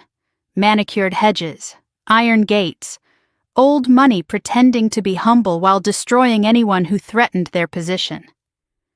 Nathan sat beside me in the back of the black SUV, his hand occasionally brushing mine in silent reassurance. The 2 operatives in front said nothing. They had done extractions before, though I suspected not usually from Connecticut mansions. When the Sterling estate appeared through the trees, my breath caught. The house where I had grown up, the prison I had escaped, the place where my grandmother had died and my mother had stolen everything. Memories flashed unbidden, playing in the garden as a child. My grandmother teaching me the names of flowers by the fountain. The window of my old room, dark now, probably converted to something else. Victoria had erased me from that house long before she kicked me out. We parked 2 blocks away and proceeded on foot. The security operative confirmed the shift change was happening. Nathan's tech person had disabled the electronic lock on the back gate an hour earlier. We slipped through the garden, moving between shadows, and I led the way because I knew every path and hiding spot from years of escaping Victoria's scrutiny. As we approached the back of the house, I saw something that made me freeze. A light in Meredith's window, flickering and unsteady. Not electric light, candlelight. The curtain moved, and I caught a glimpse of my sister's face. Pale, terrified, pressing against the glass. She was watching for us. She knew we were coming. The question was who else knew. The service entrance door had the same old lock I had learned to pick as a teenager sneaking out after curfew. It clicked open easily, and we moved through the hallway past the kitchen where I used to hide during my mother's dinner parties. 12 steps to the second floor. The 7th one creaked, and I skipped it automatically. Meredith's door had a security guard's chair outside it, but the chair was empty. Shift change. I knocked softly. 3 taps, pause, 2 taps. A code from our childhood, from nights when we would sneak into each other's rooms to escape the coldness of that house. The door opened a crack. Meredith's face appeared, tear-streaked and exhausted but alive. Elena. Oh God, Elena. She fell into my arms, and for 1 second I held her tight, feeling her shake against me. Then I pulled back. We have to go, now. Did you get what you needed? Meredith nodded and grabbed a backpack she had prepared. Everything I could find.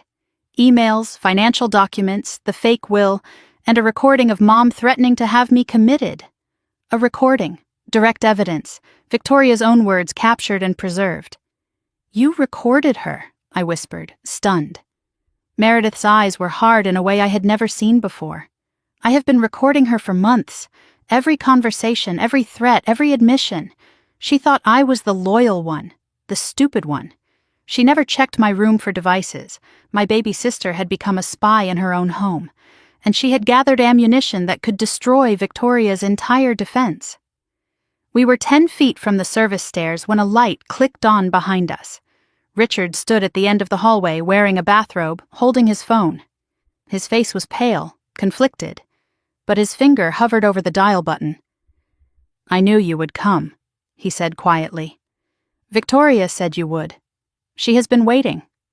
I stepped in front of Meredith, shielding her with my body. Richard, do not do this. His voice cracked. I do not have a choice. She will destroy me if I let you leave. She is going to destroy you anyway, I said. You know that. You have seen what she does to people who are no longer useful. Richard hesitated. I could see the fear in his eyes, genuine terror of the woman he had married. Not loyalty, not love, just fear. I never wanted any of this, he said. When I married her, I thought I did not know what she was. Then help us. Testify against her. We can protect you. He laughed bitterly. No one can protect me. You do not know the things I have helped her do. If she goes down, I go down with her. His thumb moved toward the call button. Then Meredith stepped forward, her voice cold as ice. Dad, if you make that call, I will tell them everything. About the Harrison deal. About what really happened to Elena's father. About the money in the Cayman Islands. Richard's face went white. How do you know about that? Meredith smiled grimly. I told you. I have been listening. Richard slowly lowered the phone. Whatever secrets Meredith had uncovered, they were enough to terrify him more than Victoria did. The Cayman accounts, I repeated. The Harrison deal. What really happened to my father? We need to talk about that later. Meredith nodded. Later. Right now we need to go. Richard stepped aside, defeated. Just go. But Elena, she will not stop. You know that. She will come for all of you. We moved down the service stairs, through the kitchen, out the back door. No more need for stealth. We ran across the garden, through the gate, sprinting toward the waiting SUV. The engine started as we threw ourselves inside. Nathan grabbed my hand as we pulled away. I looked back at the mansion one last time and saw a light click on in the master bedroom. Victoria's silhouette in the window. She knew, and the war had officially begun. My phone rang before we had gone a mile. Unknown number. I answered without thinking. Victoria's voice came through the speaker, cold and controlled. "Hello, Elena. I was wondering when you would finally show your face." My blood froze, but I kept my voice steady. "Victoria. That is mother to you, sweetheart. Though I suppose you have given up that privilege."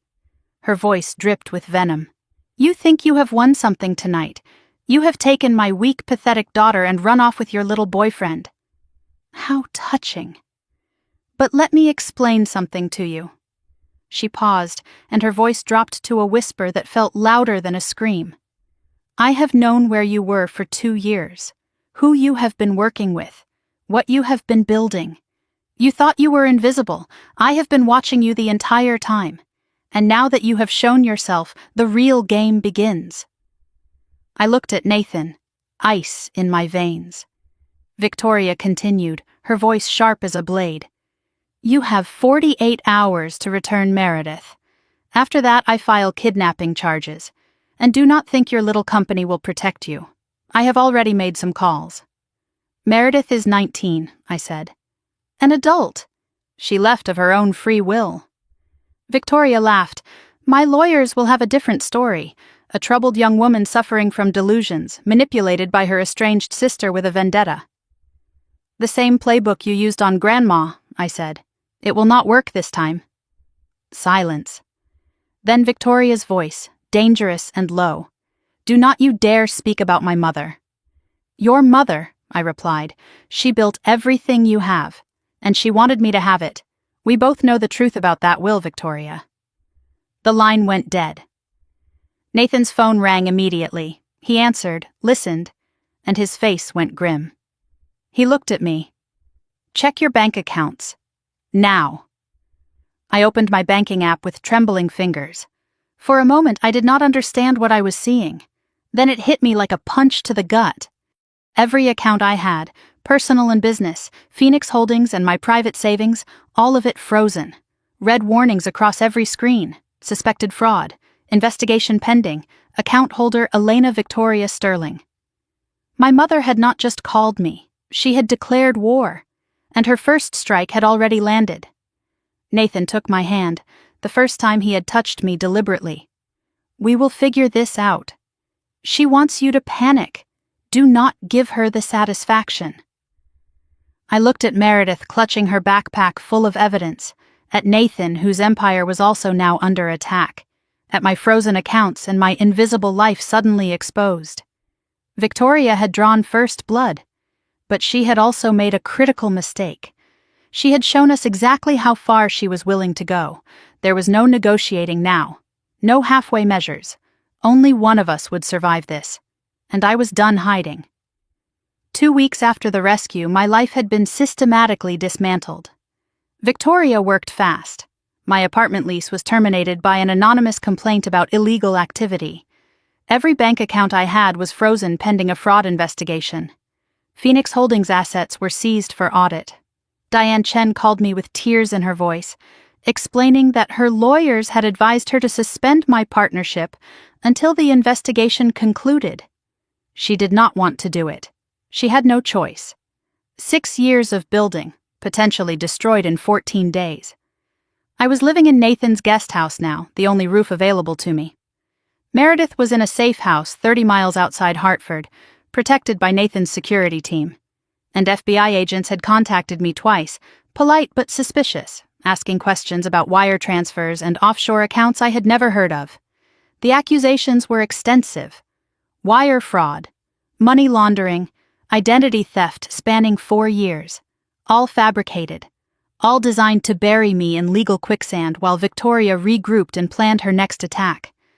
I cycled between rage and despair. Some nights I could not sleep. Some nights I could not stop sleeping, exhaustion dragging me under like a current I could not fight. But I refused to break. Victoria wanted me to crumble. She wanted me to crawl back, beg for mercy, admit defeat. I would die first. On day 15, an FBI agent named Marcus Webb sat across from me in Nathan's living room. He was in his 50s, gray at the temples, with tired eyes that had seen too much corruption to be easily fooled. He flipped through a thick folder, reading off the accusations like a grocery list. Bank transfers to offshore accounts. fake identities used to purchase properties, tax evasion spanning years. The evidence was damning, too damning. He looked up from the folder and studied my face. "Here is what bothers me," he said. "It is too extensive, too clean, almost like someone wanted us to find exactly what we found, exactly when we found it." My heart skipped. "What are you saying, Agent Webb?" He closed the folder slowly. "I am saying someone with significant resources really wants you destroyed. And I would like to know why." For the first time in 2 weeks, I felt something other than despair. This man was not a fool. He could see the frame for what it was. The question was whether he could prove it. Nathan assembled a war room in his home office, whiteboards covered with timelines, laptops running forensic analysis, former federal prosecutors and forensic accountants working around the clock. We began tracing the evidence against me backward, looking for the fingerprints Victoria had left in her haste to destroy me. What we found confirmed everything I suspected. The offshore accounts had been opened with forged documents. The signatures did not match mine. The fake identities used IP addresses in Connecticut, nowhere near my actual locations during the alleged crimes. The timeline of supposed offenses overlapped with dates I could prove I was elsewhere, working, attending conferences, documented by dozens of witnesses. Someone with access to my personal information had created a parallel criminal identity and planted it where the FBI would find it. The forensic IT specialist discovered something even more damning. The anonymous tips that had triggered the investigation all originated from the same source. They were routed through multiple VPNs to hide the trail, but the original IP traced back to Sterling Properties' corporate network. Not proof yet, but a thread to pull. "There is something else," the specialist said, frowning at her screen. "Whoever built this fake identity had access to documents from your childhood. Your original Social Security card application, your father's death certificate, your grandmother's estate records." She looked up at me. "This is not just someone who researched you. This is someone who had direct access to your family's private files for years, possibly decades." Victoria had been preparing to destroy me long before I ever walked out that door. I drove to the safe house to see Meredith for the first time since the rescue. She looked better than I expected, still processing trauma, still waking from nightmares. But there was a fierce determination in her eyes that reminded me of our grandmother. She had been organizing the evidence she brought from the mansion. 37 audio recordings of Victoria spanning months of secret surveillance, photographs of financial documents, emails between Victoria and her lawyers discussing how to neutralize the Elena problem. Records of payments to Dr. Gerald Hoffman, the physician who had signed the papers declaring our grandmother mentally incapacitated. Meredith played one of the recordings for me. Victoria's voice filled the room, cold and calculating. "If she ever comes back, I will have her committed, same as my mother. The doctor knows what to do." Hearing it was different from knowing it. My hands shook as I listened to my mother casually discuss destroying me. Meredith took my hand. "I know, I lived with that voice for 6 years after you left. Every day pretending I did not hear, pretending I was loyal." Then she pulled out a small USB drive and held it like it might explode. "There is one more thing. I found this in Mom's personal safe. She does not know I have the combination." I watched her open it once and memorized the numbers. She paused, her voice dropping to a whisper. "Elena, it is about Dad, our real dad. The police report from his car accident, and a second report, one that was never filed. The medical examiner's original findings before they were changed. My blood turned to ice. Changed how?" Meredith met my eyes. The original said his brakes were tampered with. The official report said driver error. I read the documents 3 times, tears streaming down my face. My father, David Sterling, had died when I was 5 years old. The official story was that he lost control on a rainy night and crashed into a ravine. Driver error, case closed. But the original medical examiner's report told a different story. The brake lines showed signs of deliberate cutting. The impact pattern was inconsistent with loss of control. The examiner had recommended a homicide investigation. 3 days later, a different examiner filed a revised report. Driver error, possible fatigue, no investigation needed. And there, in Meredith's evidence folder, was a record of a $75,000 payment from Victoria to the county examiner's office dated 1 week after my father's death. Victoria had not just manipulated her way into the family fortune, she had murdered my father to get it. David Sterling was Margaret's son, the rightful heir before Victoria married in. With him dead, she had clear access to Margaret and the company. She had orphaned me at 5 years old so she could take everything. And for 12 years afterward, I had lived under her roof, never knowing I was sleeping in the house of the woman who killed my dad. Something inside me shifted as I held that evidence. Not broke. I had been broken before. This was different. This was hardening, crystallizing. The rage that filled me was not hot. It was cold, Arctic, the kind that does not burn out. It freezes everything until you are ready to shatter it. 3 months into the investigation, Agent Webb called me back to the FBI field office. I expected more accusations, more questions, more suspicion. Instead, he greeted me almost respectfully. "Miss Sterling, I owe you an apology. We have completed our analysis of the evidence against you." The findings were conclusive. Every piece of evidence had been fabricated. The offshore accounts were created using stolen identity documents. IP forensics proved I could not have made the alleged transactions. The anonymous tips originated from Sterling Properties Network. The FBI was now investigating the source of the false reports. Victoria Sterling. I was formally cleared of all accusations. My accounts would be unfrozen within the week. Agent Webb leaned forward, speaking off the record. "We have seen this pattern before. Wealthy individuals using law enforcement as a weapon against enemies. It is illegal, and we take it seriously." "What happens to the person who filed the false reports?" I asked. Webb's expression hardened. "That is an ongoing investigation. But between us, she made a mistake. She left fingerprints everywhere because she was too arrogant to think anyone would check." As I stood to leave, he stopped me with one more piece of information. "During our investigation, we found some irregularities in Sterling Properties' financial records. Unrelated to your case, but significant. We have referred them to our Financial Crimes Division." He handed me his card.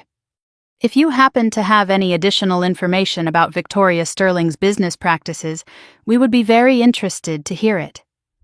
I took the card. "Agent Webb," I said, "you have no idea what I have."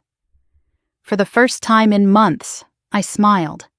6 months after the rescue, I was 24 years old and finally ready to fight back.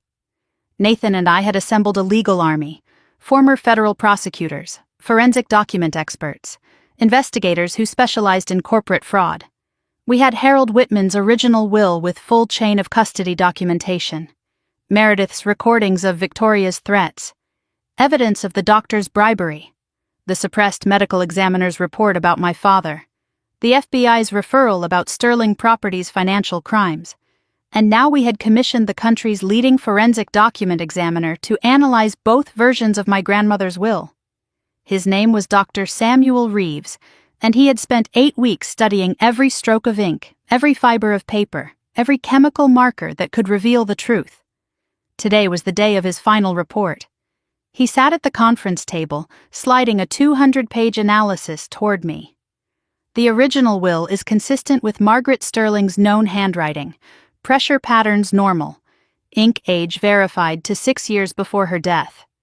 Victoria's version shows clear signs of forgery, pen pressure inconsistent, stroke patterns showing hesitation marks typical of someone copying rather than signing naturally. And most damning of all, the paper contains chemical markers that did not exist in commercial paper until 18 months after Margaret Sterling died. He removed his glasses and looked at me directly. "Miss Sterling, this is not just my opinion. This is scientific fact that will hold up in any court in the country. Your grandmother's will was forged, and I can prove it beyond any reasonable doubt." I held the report in my hands. 200 pages of scientific proof that Victoria had stolen my inheritance. Combined with everything else we had gathered, it was not just a lawsuit, it was an avalanche. Nathan sat beside me, reviewing the summary. So what now? I looked at the evidence spread across the table. 6 years of pain transformed into ammunition. Now we file, and then we take everything. 8 months after the FBI cleared my name, Phoenix Holdings had become something Victoria could no longer ignore. I was 24 now, approaching 25, and the company I had built from nothing was finally stepping out of the shadows. Our new headquarters occupied a renovated warehouse in downtown New Haven, 3 floors of open space filled with energy and ambition. 12 employees worked for me now, including 3 former Sterling Properties executives who had defected over the past year. Revenue was approaching $8 million annually. The name Phoenix had become known in Connecticut real estate circles, though the connection to Elena Sterling remained hidden. On paper, I was still just E. Whitman, a mysterious figure operating through an LLC. My mother had no idea that the competitor slowly eating into her market share was her own daughter. The irony was delicious. Victoria had kicked me out with nothing, expecting me to crawl back broken. Instead, I had built a company that was systematically targeting every deal she wanted. Every property I won was one she lost. Every client I attracted was a relationship she had neglected. Death by 1,000 cuts. She knew someone was hunting her. For the first time in her life, Victoria Sterling was the prey. She just did not know the predator shared her blood. The defectors from Sterling Properties had become my secret weapons. Marcus Chen had been Victoria's vice president of acquisitions until she publicly humiliated him at a board meeting for questioning one of her decisions. He brought connections and deal knowledge that would have taken me years to build. Sandra Wells had been Sterling's lead accountant until she discovered financial irregularities and was threatened into silence. She brought evidence and expertise. James Okonkwo had been a project manager who refused to bribe a zoning official and was fired for his integrity. He brought honor to a company that valued it. None of them knew who really owned Phoenix when they joined. They only knew it was not Sterling. When Marcus eventually discovered the truth, he laughed for 5 solid minutes. Victoria's own daughter is the one taking her down, he said, wiping tears from his eyes. This is better than I ever imagined. Their loyalty became personal after that, not just professional. They had all suffered under Victoria's cruelty. Now they had a chance to make it right. Sandra knocked on my office door one afternoon with a peculiar expression. I have been cross-referencing Sterling's public filings with my records from when I worked there, she said. Something does not add up. They are reporting revenue they could not possibly have. Either they have found a miracle cash source, or they are cooking the books to hide how badly they are bleeding. I leaned forward. How badly? Sandra placed a spreadsheet on my desk. The numbers were devastating. At this rate, Sterling Properties would be insolvent within 18 months. Victoria was running my grandmother's company into the ground. 3 weeks later, my phone buzzed with a text from an inside contact still working at Sterling. The message was brief, but explosive. She knows. Board meeting today. Someone showed her the connection between Phoenix and your grandmother's lawyer. She went white, then red, then started screaming. Evacuated the floor, security escorting people out. It is chaos. I read the message 3 times, letting it sink in. Victoria had hired investigators to find out who was behind Phoenix Holdings. It had taken them months to connect E. Whitman to Harold Whitman to me. But now she understood. Now she knew that her forgotten daughter had been fighting her from the shadows for years. According to my contact, Victoria had thrown a chair through her office window when she realized the truth. She canceled all meetings for the rest of the week. Richard was seen leaving the building carrying boxes, possibly moving out for good. For 6 years I had been invisible, the troubled runaway, the embarrassment to forget. Now Victoria knew she had been fighting her own child. Her narrative was shattered, her certainty was broken, and her worst nightmare was just beginning. That night my phone rang. Unknown number. I answered anyway. Silence on the line for 10 seconds. Then Victoria's voice, barely controlled. You think you are clever, do you not? Building your little empire in secret. Turning my own employees against me, playing the victim while plotting my destruction. I said nothing, letting her rage fill the silence. You are nothing, she hissed. You were nothing when you left, and you are nothing now. I made you. I can unmake you. Finally I spoke. One sentence. No, Mother. You unmade yourself. I am just here to collect the pieces. I hung up before she could respond. I drove to Nathan's house that night, needing to process Victoria's call, the hatred in her voice, the threat beneath the words, the finality of what was coming. Nathan opened the door, saw my face, and did not ask questions. He poured 2 glasses of whiskey and sat beside me on the couch. We had been dancing around our feelings for over a year. The war against Victoria had consumed everything, leaving no room for anything personal. But tonight felt different. Tonight the walls I had built around myself felt too heavy to maintain. She finally knows, Nathan said quietly. She knows, I replied, and now she is going to come at us with everything she has. Good. I am tired of waiting. Silence stretched between us. Then I asked the question I had been avoiding for months. Nathan, when this is over, if we win, what happens to us? He set down his glass and turned to face me fully. His eyes were intense, searching. What happens is, I stop pretending I am only in this for revenge. What happens is, I tell you that somewhere along the way, destroying Victoria became less important than building something with you. My heart pounded. I had kept everyone at distance for 7 years. Trust felt impossible after what Victoria had done. But Nathan had proven himself 100 times over. He had seen me at my worst, my most vulnerable, my most vicious. And he had stayed. I do not know how to do this, I admitted.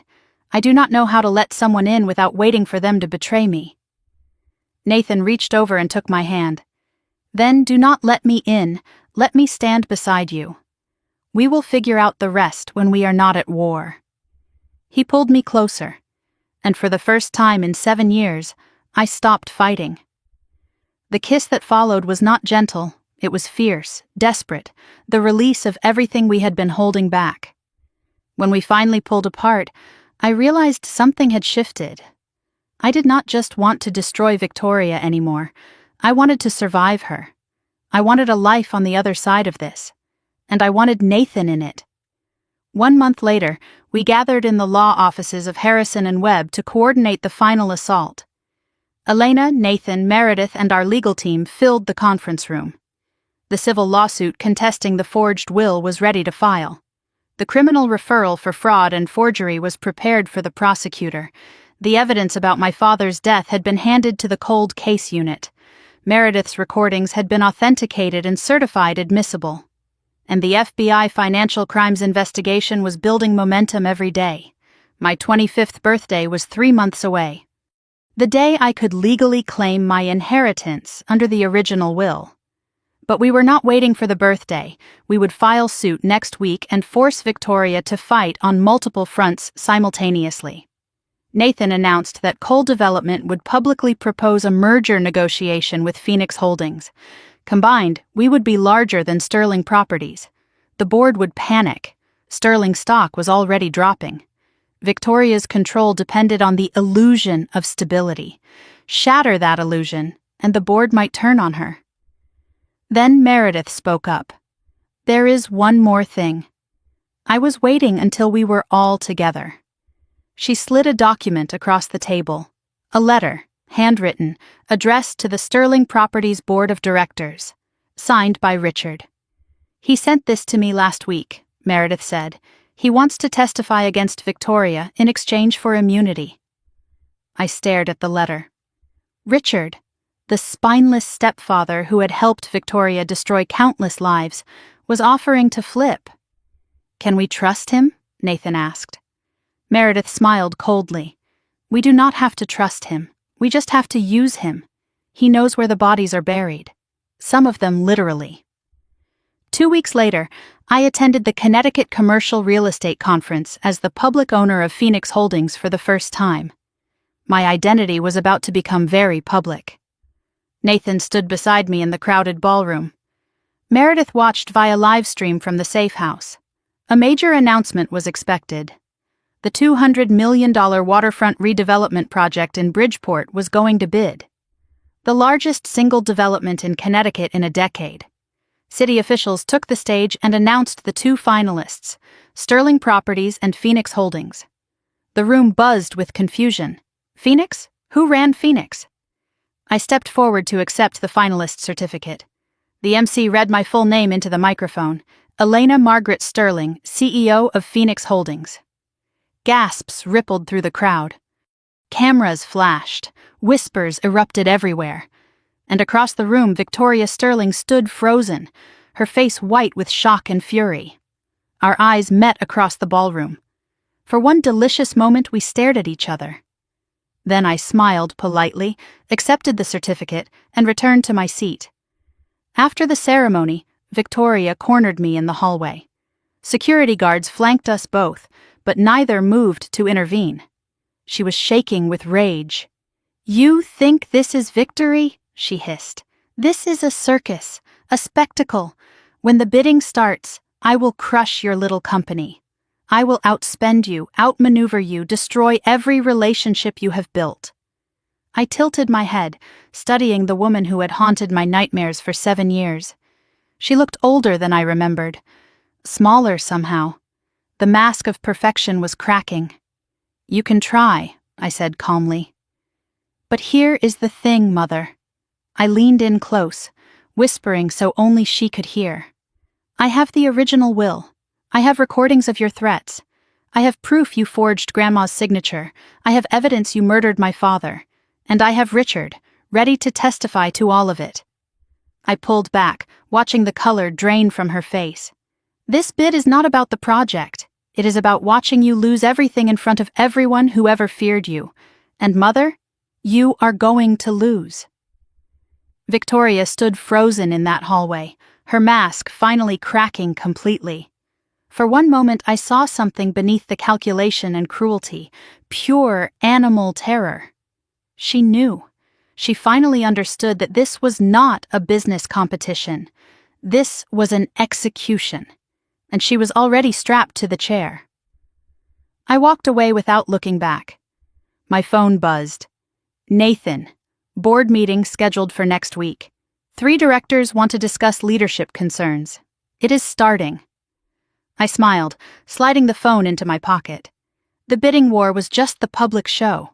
Behind the scenes, Victoria's empire was already crumbling, the board was turning. Richard was flipping, the FBI was circling, and in 3 months I would turn 25, old enough to claim what was always mine. The only question left was whether Victoria would still be free when that day came, or whether she would be watching from a prison cell. I woke at 5 in the morning on my 25th birthday, too anxious to sleep. Today was 2 milestones in one. The day I could legally claim my inheritance under my grandmother's original will. And the day of the final bid presentation for the $200 million Bridgeport waterfront project. 8 years of building had led to this moment. 8 years of survival, of patience, of watching my mother destroy herself while I grew stronger in the shadows. Nathan brought me coffee and kissed my forehead. "Happy birthday. Ready to destroy your mother?" I smiled grimly. I have been ready for 8 years.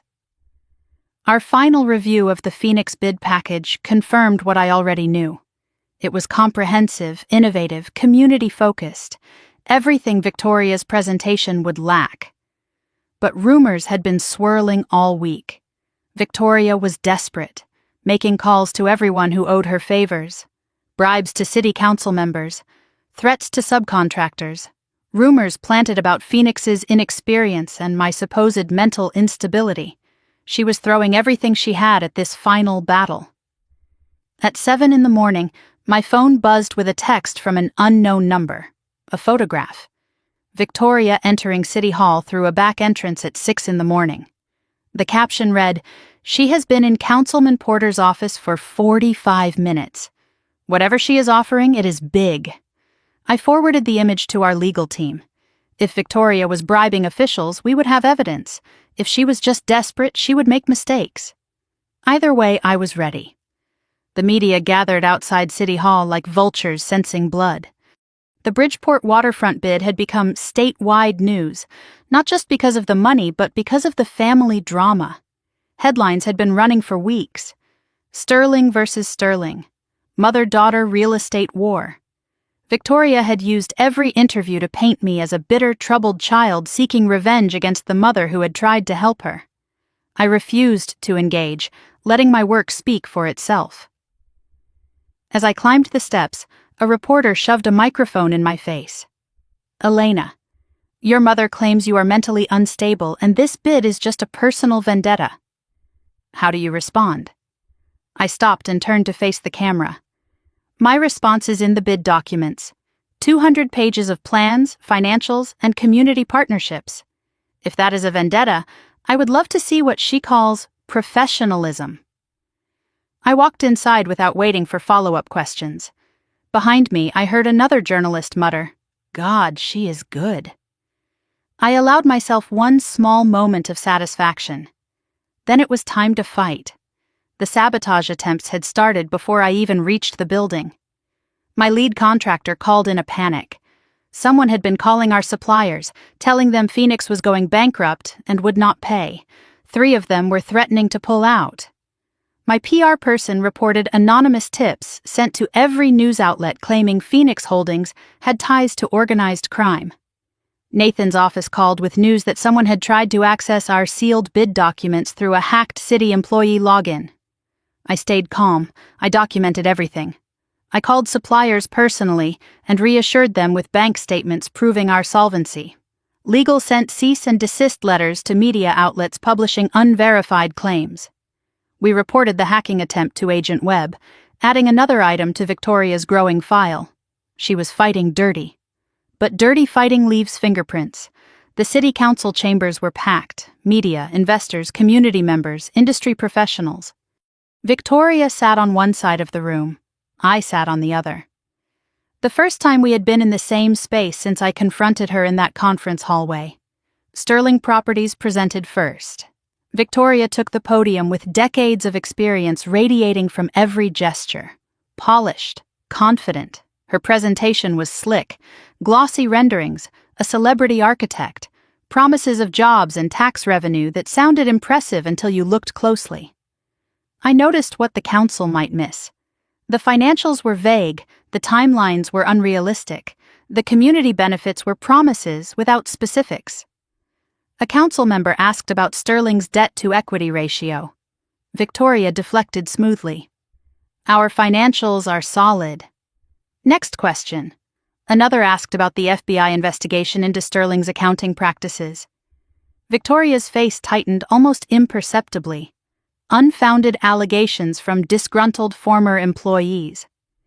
The room shifted uncomfortably. Everyone had read the news. My turn came, and I approached the podium with my heart pounding but my voice steady. My presentation was everything hers was not. Detailed, transparent, community-centered. I showed actual letters of support from local businesses. Guaranteed local hiring commitments with penalties if we failed to meet them. Partnership with the community college for job training programs. Full financial transparency with every number available for review. Halfway through my presentation, I noticed Victoria whispering urgently to her lawyer. Something was wrong. I kept presenting but watched from the corner of my eye. Then Victoria stood abruptly and walked out of the chambers. Her lawyer followed, phone pressed to his ear. Something had happened. Something that could not wait. I finished my presentation, answered the council's questions thoroughly, and stepped down from the podium. Whatever had rattled Victoria, I would find out soon enough. And I had a feeling it was very bad news for her. 2 hours later, both teams waited in the hallway outside the chambers. The doors were closed for deliberation.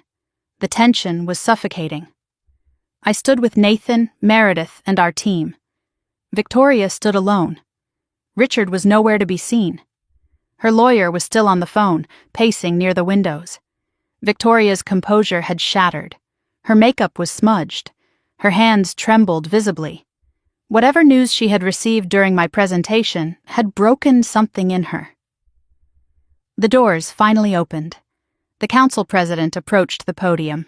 After careful deliberation, the Bridgeport City Council has selected the proposal that best serves our community's interests. She paused. The room held its breath. The $200 million waterfront redevelopment contract is awarded to Phoenix Holdings. My team erupted in cheers. Nathan grabbed my hand and squeezed tight. Meredith was crying, happy tears for the first time in years. I looked across the room at Victoria. She did not react to the announcement. She just stood there, frozen, staring at me with an expression I had never seen before. Not anger, not hatred, fear, pure, undiluted terror. Her phone buzzed. She looked at the screen, and what little color remained in her face drained completely. Her hands shook so badly she dropped the phone. It clattered on the marble floor, screen facing up. I was close enough to read the notification. FBI, warrant issued. Call immediately. The walls were closing in on Victoria Sterling, and she finally knew there was no way out. 1 hour after the vote, I stepped out of our victory celebration to take a call. Unknown number.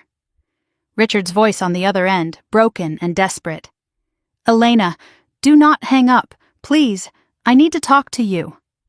I almost ended the call immediately, but something in his voice stopped me. He sounded terrified in a way I had never heard before. The FBI raided our home this morning, he said. While Victoria was at City Hall, they took everything. Computers, files, safe contents. Good, I replied coldly. You both deserve it. You do not understand. It is worse than you know. Victoria did not just forge the will. She has been embezzling from Sterling Properties for years, tens of millions. The company is hollow, debt hidden through fake subsidiaries. My blood ran cold. How hollow? Richard's explanation was devastating. Victoria had taken out massive loans using Sterling shares as collateral. The Bridgeport bid was her last chance to generate cash flow to cover the gaps. Without it, Sterling Properties would collapse within months. And there was more. She has been paying the Harrisons with company money to keep them quiet about something, he said. The Harrisons, the family Victoria had tried to sell me to. Something else? I demanded. What something else? Richard's voice cracked. Your father. The Harrisons helped cover it up. Their son, the one Victoria tried to force you to marry, he was the one who cut the brake lines. Victoria paid them to make it look like an accident. I stood in that hallway, phone pressed to my ear, and felt my entire understanding of my life rearrange itself. Harrison Jr., the violent man I had refused to marry at 17, had murdered my father when I was 5 years old. Victoria had paid his family to do it, then tried to sell me to them as a bride to keep the secret buried forever. It was not just business. It was not just greed. It was monstrous beyond anything I had imagined. Why are you telling me this now? I asked, my voice cold as steel. Because Victoria is going to prison, Richard replied, and I am trying to stay out. I will testify to everything. But I need your help. I need immunity. I processed Richard's revelations in the silence of the empty hallway. Nathan appeared in the doorway, sensing something was wrong. What about the Harrison family? I asked Richard. Are they still a threat? They are already negotiating with the FBI, he said. Everyone is trying to make deals. It is every man for himself now, and the evidence? The proof of what they did to my father? Harrison Sr. kept records. Insurance, he called it. The FBI has it now. It is over, Elena. All of it. Victoria's entire house of cards is collapsing. I told Richard I would have my lawyers consider immunity, but made no promises. If he was lying, if this was a trap, I would personally ensure he spent the rest of his life in prison next to Victoria. He said he understood. I hung up and told Nathan everything. The Harrison involvement, the embezzlement, the imminent collapse. His face went from shock to grim satisfaction. So we did not just win the bid, he said. We won everything. I shook my head. Not yet. Victoria is still free. The board has not removed her. And I still do not have my inheritance. My phone buzzed. A text from Agent Webb. Ms. Sterling. Arrest warrant issued for Victoria Sterling. Charges include fraud, forgery, obstruction of justice, and conspiracy to commit murder. She has 24 hours to surrender. Thought you should know before it hits the news. Conspiracy to commit murder. They believed us. They had enough evidence. My mother was about to be arrested for killing my father. I waited for satisfaction, triumph, closure. But all I felt was empty. And then, slowly, relief. The weight I had carried for 8 years was finally about to lift. Nathan drove me home that night as news vans gathered outside Sterling Properties headquarters. The story was breaking everywhere. By morning it would be on every channel in the country. But Victoria was not answering her phone. Her lawyer claimed not to know her location. The FBI was searching, but she had not been seen since leaving City Hall. As we pulled into Nathan's driveway, my phone rang. Unknown number, I answered. Victoria's voice, eerily calm, almost peaceful. Hello, sweetheart. I suppose you think you have won. My heart stopped. Where are you? Does it matter? I just wanted you to know, this is not over. It will never be over. You took everything from me. And before they put me in handcuffs, I am going to make sure you understand what it feels like to lose everything too. The line went dead. I looked at Nathan, ice in my veins. She is planning something bad. We had 24 hours before Victoria had to surrender, and in that time, a desperate woman with nothing left to lose could do a lot of damage. Midnight came and went without word from Victoria. I paced Nathan's living room, checking my phone every few minutes, unable to sleep. Security was posted outside. Meredith had been moved to a different safe house as a precaution. The FBI was searching, but Victoria had vanished completely after her threatening call. 12 hours since she promised to make me understand what it felt like to lose everything. Nathan tried to get me to rest, but I refused. Victoria had resources, connections, desperation. She could be anywhere. Fleeing the country, hiding locally, planning something terrible. I kept replaying her words. This is not over. It will never be over. What did Victoria have left to take? Meredith was safe. Nathan was here. The company was won. The inheritance was secured. Unless she was planning something I could not predict. Something beyond business or money. Something personal and permanent. At 2 a.m, my phone rang. Agent Webb, we found her, he said. Where? My heart pounded so hard I could barely hear his response. The cemetery. She has been there for hours, apparently, sitting by your grandmother's grave. Something twisted in my chest. Not sympathy, but a strange, hollow recognition. Of course that was where she went, the woman she had destroyed to build her empire. The grave she had never once visited in the 8 years since the funeral. Is she surrendering? I asked. She is not responding to our officers. She asked to speak to you, only you.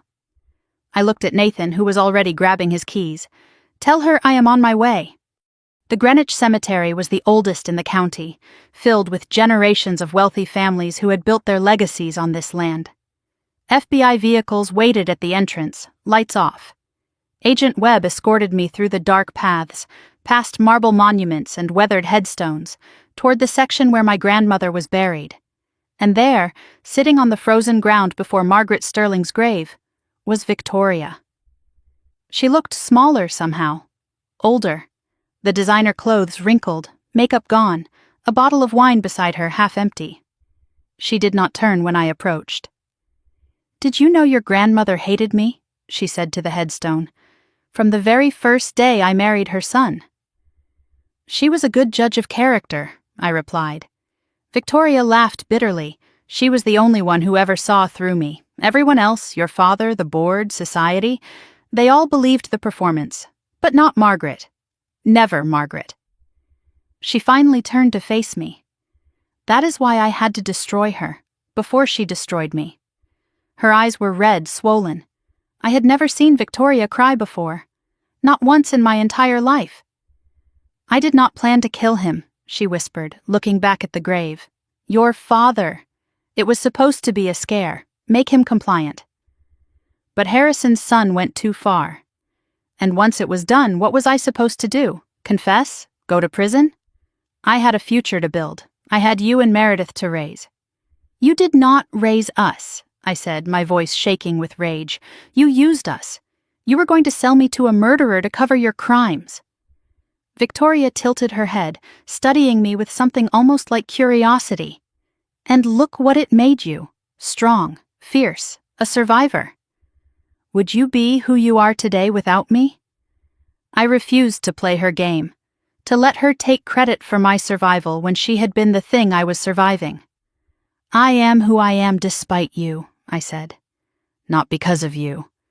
Every good thing in me came from Dad and Grandma. Every scar came from you. Something in Victoria's face cracked. Not rage this time. Exhaustion. Defeat. Something almost like grief for a life she had chosen to destroy. What if I told you where the rest of the money is, she said. The offshore accounts. There is still 40 million. We could split it. You could take everything and just let me go. I almost laughed. You think this was ever about money? Then what? Revenge? You have had it. I am ruined. My reputation, my company, my freedom, all gone. What more do you want? I stepped closer, my voice dropping low. I want you to understand what you took. Not the money or the company. You took my father. You took my childhood. You took my ability to trust anyone. You took 20 years I should have had with Grandma before you isolated her and broke her down. I knelt in front of my mother, forcing her to meet my eyes. I do not want you to go to prison because I hate you. I want you to go to prison because you are a murderer. Because you forged documents and stole from your own company and tried to have your daughter committed to cover your crimes. Because justice matters. Because my father deserves it. Because Grandma deserves it. I stood up, brushing the frozen grass from my knees. And because every day you spend in a cell, you will know that the daughter you threw away is the one who put you there. Victoria stared at me for a long moment. Then, slowly, she nodded. You really are Margaret's granddaughter. She held out her wrists to the waiting agents. I am ready. 3 days later, I walked into the Sterling Properties boardroom for an emergency shareholders meeting. Victoria's arrest had made national news. The stock had plummeted 40% in 72 hours. Board members were panicking, investors fleeing, employees wondering if they would still have jobs next month. I arrived with my legal team and Harold Whitman, the 90-year-old attorney who had kept my grandmother's secret for a decade. The room went silent when I entered. My lawyer presented the court-certified original will. The forensic expert's testimony was projected on screen for everyone to see. Clear, undeniable proof that Margaret Sterling had intended her granddaughter to inherit 51% of the company. The forged will was legally void. I was the rightful majority shareholder. Some board members resisted. Victoria's oldest allies, hoping to maintain their power. Others immediately recognized the new reality. The company's lead counsel confirmed that the documentation was irrefutable. A motion was called. Vote to recognize Elena Sterling as majority shareholder and install her as CEO. The vote was not even close. 9-2. The two dissenters were Victoria's oldest allies, men who had helped her cover up financial irregularities for years. They were removed from the board that same afternoon, facing their own investigations. As the room absorbed what had happened, Harold Whitman stood slowly from his chair. He walked to the front of the room with the careful steps of a man who had waited a very long time for this moment. Margaret Sterling was my client and my friend, he said, his voice quavering but clear. She built this company from nothing. She loved her granddaughter more than anything in this world, and she made me promise that one day Elena would take her rightful place. He turned to me, eyes shining with tears. Ms. Sterling, welcome home. I addressed the shareholders and remaining board members from the head of the conference table. My table now. I told them I was not here to tear the company apart. My grandmother had built sterling properties with integrity and vision. My mother had nearly destroyed it with greed and lies. I intended to rebuild it the way it should have been run all along. I announced immediate changes. A full forensic audit of all accounts, complete cooperation with the FBI investigation, severance and support for employees affected by the transition, integration with Phoenix Holdings to stabilize the finances and restore investor confidence. Nathan stepped forward as strategic partner. Meredith was offered a position as Director of Community Relations. After the meeting, as the room emptied, I stood at the window looking out at the city my grandmother had helped build. Meredith came to stand beside me. "How does it feel," she asked, "to finally have everything you fought for?" I thought about the question. 8 years of struggle, sleeping in motel rooms, working 3 jobs, building a company from nothing, watching our mother arrested at our grandmother's grave. "Honestly," I said, "it feels like the end of something, not a beginning." Meredith squeezed my hand. "Maybe that is okay. Maybe some things need to end before better things can start." We stood there together, 2 sisters who had survived the same monster, finally free. 4 months later, I sat in the gallery of a federal courthouse and watched Victoria Sterling receive her sentence. The charges were read aloud: fraud, forgery, embezzlement, obstruction of justice, conspiracy to commit murder. The Harrison family had testified. Their son had confessed to cutting my father's brake lines in exchange for a reduced sentence. Richard had testified as well, immunity granted, relocated somewhere far away. Victoria offered no defense. She pled guilty to avoid a trial that would have exposed even more of her crimes. The judge pronounced the verdict: 25 years for conspiracy to commit murder, 15 years for fraud and forgery to be served concurrently, full restitution ordered, no possibility of parole for 12 years. Victoria stood motionless, absorbing the words. She did not look at me. Not once throughout the entire proceeding. I felt no celebration, no tears, just quiet. 25 years. My mother would be nearly 80 when she became eligible for parole. It was not death, but it was the end of everything she had built and stolen and schemed for. Justice, finally, after 20 years, 2 years passed. Sterling Properties merged with Phoenix Holdings to become Sterling Phoenix Development, honoring both legacies. I stabilized the company, restored its reputation, rebuilt relationships Victoria had destroyed. Nathan and I were engaged. Meredith was thriving, finally free from our mother's shadow. I started a foundation in my father's name, supporting children from abusive homes. Life was quiet, peaceful, the kind of peace I had never imagined possible. Then, on an ordinary Tuesday, my phone screen lit up with a notification that stopped my heart. Missed calls, 102, all from the same number, a number I recognized but had not seen in 2 years. The prison's visitor contact line, Victoria, calling 102 times. I stared at the screen, that old, familiar knot forming in my stomach. What could she possibly want now? What more was there to say? Nathan saw my face and came closer. "What is wrong?" I showed him the screen. He went very still. "You do not have to answer." "I know," I said. But we both knew that was not true. Whatever Victoria wanted, ignoring it would not make it go away. It never had. I put the phone down on the kitchen counter and watched it light up with call 103, then 104. The rhythm was almost hypnotic. Ring, ring, silence, ring again. Obsessive, desperate, like Victoria herself. 2 years of silence, 2 years of peace. And now this. What had changed? What could she possibly need badly enough to call over 100 times? Part of me wanted to block the number, throw the phone in a drawer, pretend I had never seen it. I had built a life. I had found love. I had reclaimed my inheritance and my name. I did not owe Victoria Sterling anything. But another part of me, the part that still remembered being a little girl who just wanted her mother to love her, that part whispered, "What if she is dying? What if it is about Dad? What if there is still one more secret?" I picked up the phone. My finger hovered over the answer button. Nathan watched me, saying nothing, letting me choose. 105 missed calls. One decision that could reopen every wound I had spent 8 years trying to heal. I pressed answer. Silence crackled on the line for several seconds. I pressed the phone to my ear, heart pounding, waiting. Then Victoria's voice came through, older, smaller, stripped of all the power that had once made grown men tremble. "Elena, you answered. I did not think you would." "I almost did not," I replied.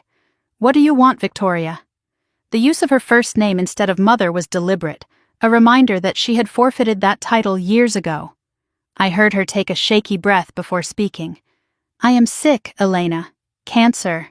The doctors say I have maybe a year, probably less." I waited for the gut punch, the devastation, but it felt more like a door closing on a room I had already left. "I am sorry to hear that," I said, and surprisingly I meant it, not forgiveness, just basic human acknowledgement of suffering. "I am not calling to ask for forgiveness," Victoria said, her voice catching slightly. "I know I do not deserve it. I know what I did to you, to your father, to Margaret. I have had 2 years of nothing but time to understand exactly what I am." She paused. "I am calling because there is one more thing you need to know. One more secret I kept, and I do not want to die with it still buried." I moved to the living room and sat down. Nathan followed, sitting beside me. I put the phone on speaker. No more secrets between us. Victoria explained slowly, her voice weakening with each sentence. "There was a safety deposit box I had never heard of. Not the one in Vermont from my grandmother, a different one. Victoria's own box, hidden for decades. Your father left something for you," she said, "before he died. He knew something was wrong, he sensed it. He wrote you a letter and gave it to me to hold until you were old enough." My heart stopped. What? David Sterling, in the weeks before his death, had grown suspicious of Victoria. He wrote a letter to his baby daughter just in case something happened to him. He trusted his wife to give it to me on my 18th birthday. Victoria never did. She kept it hidden for 22 years. Another theft. "It is in box 447 at First Greenwich Bank," Victoria said. "The key is taped inside my jewelry box at the mansion. Richard never found it." "Why?" I asked, my voice barely a whisper. "Why tell me now? You could have died with this secret like all the others." Victoria was quiet for a long moment. "Because I have had 2 years to think about the night your father died." The look in his eyes when the car started sliding. "I see it every night when I close my eyes." Her voice cracked. "He knew, Elena. In that last second, he knew it was me. And the last thing he thought about was you, his baby girl." The letter was his way of making sure part of him would survive, would reach you, no matter what happened. Tears streamed down my face. "He loved you more than anything in this world," Victoria whispered, "and I stole that from both of you. I cannot give it back, but I can give you his words." 2 days later, I stood in a private viewing room at First Greenwich Bank. The key had been exactly where Victoria said, taped inside her jewelry box in the mansion that had long since been sold to cover debts.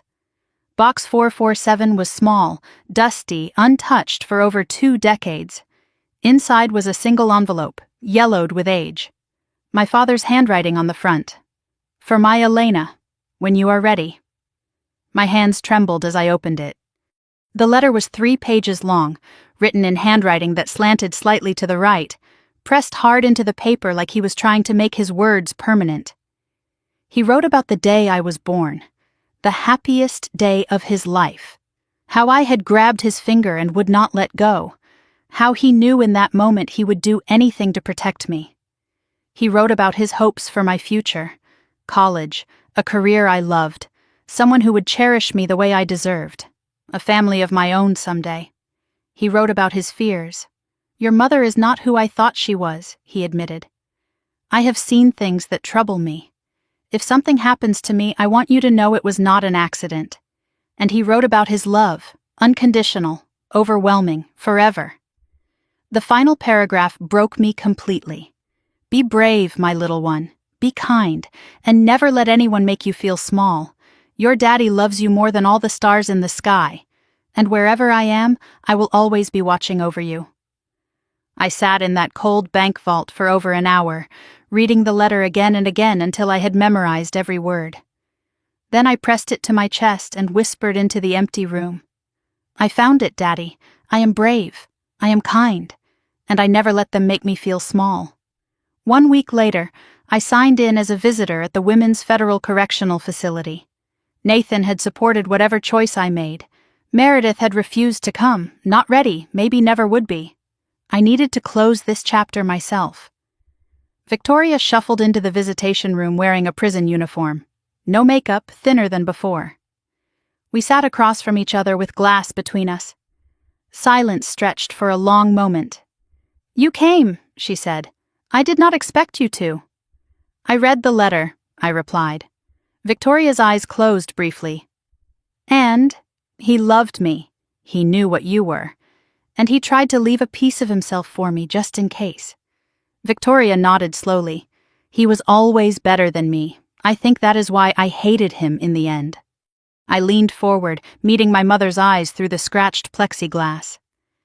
"I want you to know something," I said. "I do not forgive you. I probably never will.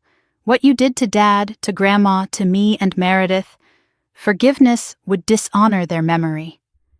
Victoria flinched but nodded. "I understand, but I am not going to carry hatred for you anymore either. It is too heavy, and you are not worth the weight." I saw something shift in her eyes. Not hope, not relief, just acknowledgement. "I am letting you go, Victoria, not for your sake, for mine, so I can finally be free of you completely." 6 months later, the Sterling Phoenix Development Annual Gala filled a grand ballroom with laughter and light. It was also my engagement party. Nathan stood beside me, ring on my finger, future in our eyes. Meredith was there, laughing with colleagues, finally comfortable in her own skin. Diane Chen attended, the woman who had given me my first real chance when I had nothing. Harold Whitman's daughter came in his place. He had passed away peacefully 3 months ago, his promise to my grandmother finally fulfilled. I took the podium to address the room. 10 years ago, I told them, I was 17 years old, standing on a cold sidewalk with nothing but a suitcase and $800. Tonight I stand here with a company, a family, a future, and something far more valuable than any of that. I have the truth. I have people who love me, and I have myself, whole, healed, free. I raised my glass. To everyone who believed in me when I could not believe in myself. To my grandmother Margaret, who loved me enough to fight for me even from the grave. To my father David, whose words finally reached me after 22 years. And to every person who has ever been told they are not enough. You are. You always were. The room erupted in applause. Nathan took my hand and pulled me close. "Your grandmother would be proud," he whispered. "She is," I said, "and so is my dad. I can feel them here tonight. Then let us give them something to celebrate." He nodded toward the dance floor where the band was starting our song. I laughed, a real laugh, light and free. "Lead the way, Mr. Cole. Always, Mrs. Sterling." We danced, and for the first time in 10 years, I did not think about Victoria at all. Later that night, I stood alone on the balcony, city lights spread below, stars scattered above. My father's letter rested in my pocket. I carried it everywhere now. I thought about the journey from that cold November night to this warm spring evening. 10 years ago, my mother slammed a door in my face and told me I would come back begging in a month. I did not beg. I did not crawl. I walked away with my dignity, built an empire from nothing, and watched her lose everything she stole.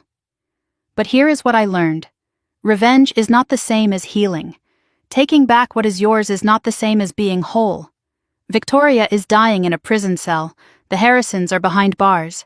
Richard is living in hiding somewhere, forgotten by everyone. And me? I am standing on a balcony with a ring on my finger, a company with my name on it, and a family that I chose. The people who hurt you want you to stay broken. They want you to define yourself by the wounds they left. The greatest revenge is not destroying them. It is building a life so beautiful that their cruelty becomes a footnote, not a headline. Nathan appeared in the doorway, silhouetted by the warm light from inside. "You okay out here?" I turned, slipping my father's letter back into my pocket. Better than okay. I think I am finally finished. Finished? With the old story. The one where I am the victim, the outcast, the daughter who was thrown away. I walked toward him, taking his outstretched hand. I am ready to write a new one. One where I am just Elena. Not Victoria's daughter, not the girl who was kicked out. Just me. Nathan smiled, pulling me inside toward the light and music and laughter. I cannot wait to read it. And for the first time in 10 years, neither could I. So now I will ask you the question that started this whole story. The one that has been living in my heart since that cold November night when I was 17. If the people who threw you out, who told you that you were nothing, who watched you break and called it discipline, if they showed up years later with empty hands and desperate eyes, would you open the door? Would you let them back into your life? Would you forgive what they did? Or would you let them stand outside in the cold, feeling exactly what they once put you through? I answered that call. I read my father's letter. I visited Victoria one last time. But I did not open the door. Not all the way. Some doors are meant to stay closed. Some people do not deserve a second chance. And sometimes the kindest thing you can do for yourself is walk away. Not with hatred, but with freedom. My name is Elena Sterling. I was kicked out at 17 with nothing. And 10 years later, I have everything that matters. Not because I got revenge, but because I refused to let my mother's cruelty define my life. If you are going through something like this, if someone is trying to break you, control you, throw you away, I want you to know this. You can survive. You can rise. And you do not have to become as cruel as they are to win. You just have to outlast them, outgrow them, outshine them. And one day, they will be the ones making 102 calls that you do not have to answer. If this story meant something to you, leave a comment and tell me what you would have done. Would you have answered the call or let it ring? Share this with someone who needs to hear it. And subscribe to this channel for more stories of survival, justice, and the beautiful revenge of living well. Remember, the best revenge is not destruction. It is becoming someone they can never touch again. Until next time, stay brave, stay kind, and never let anyone make you feel small.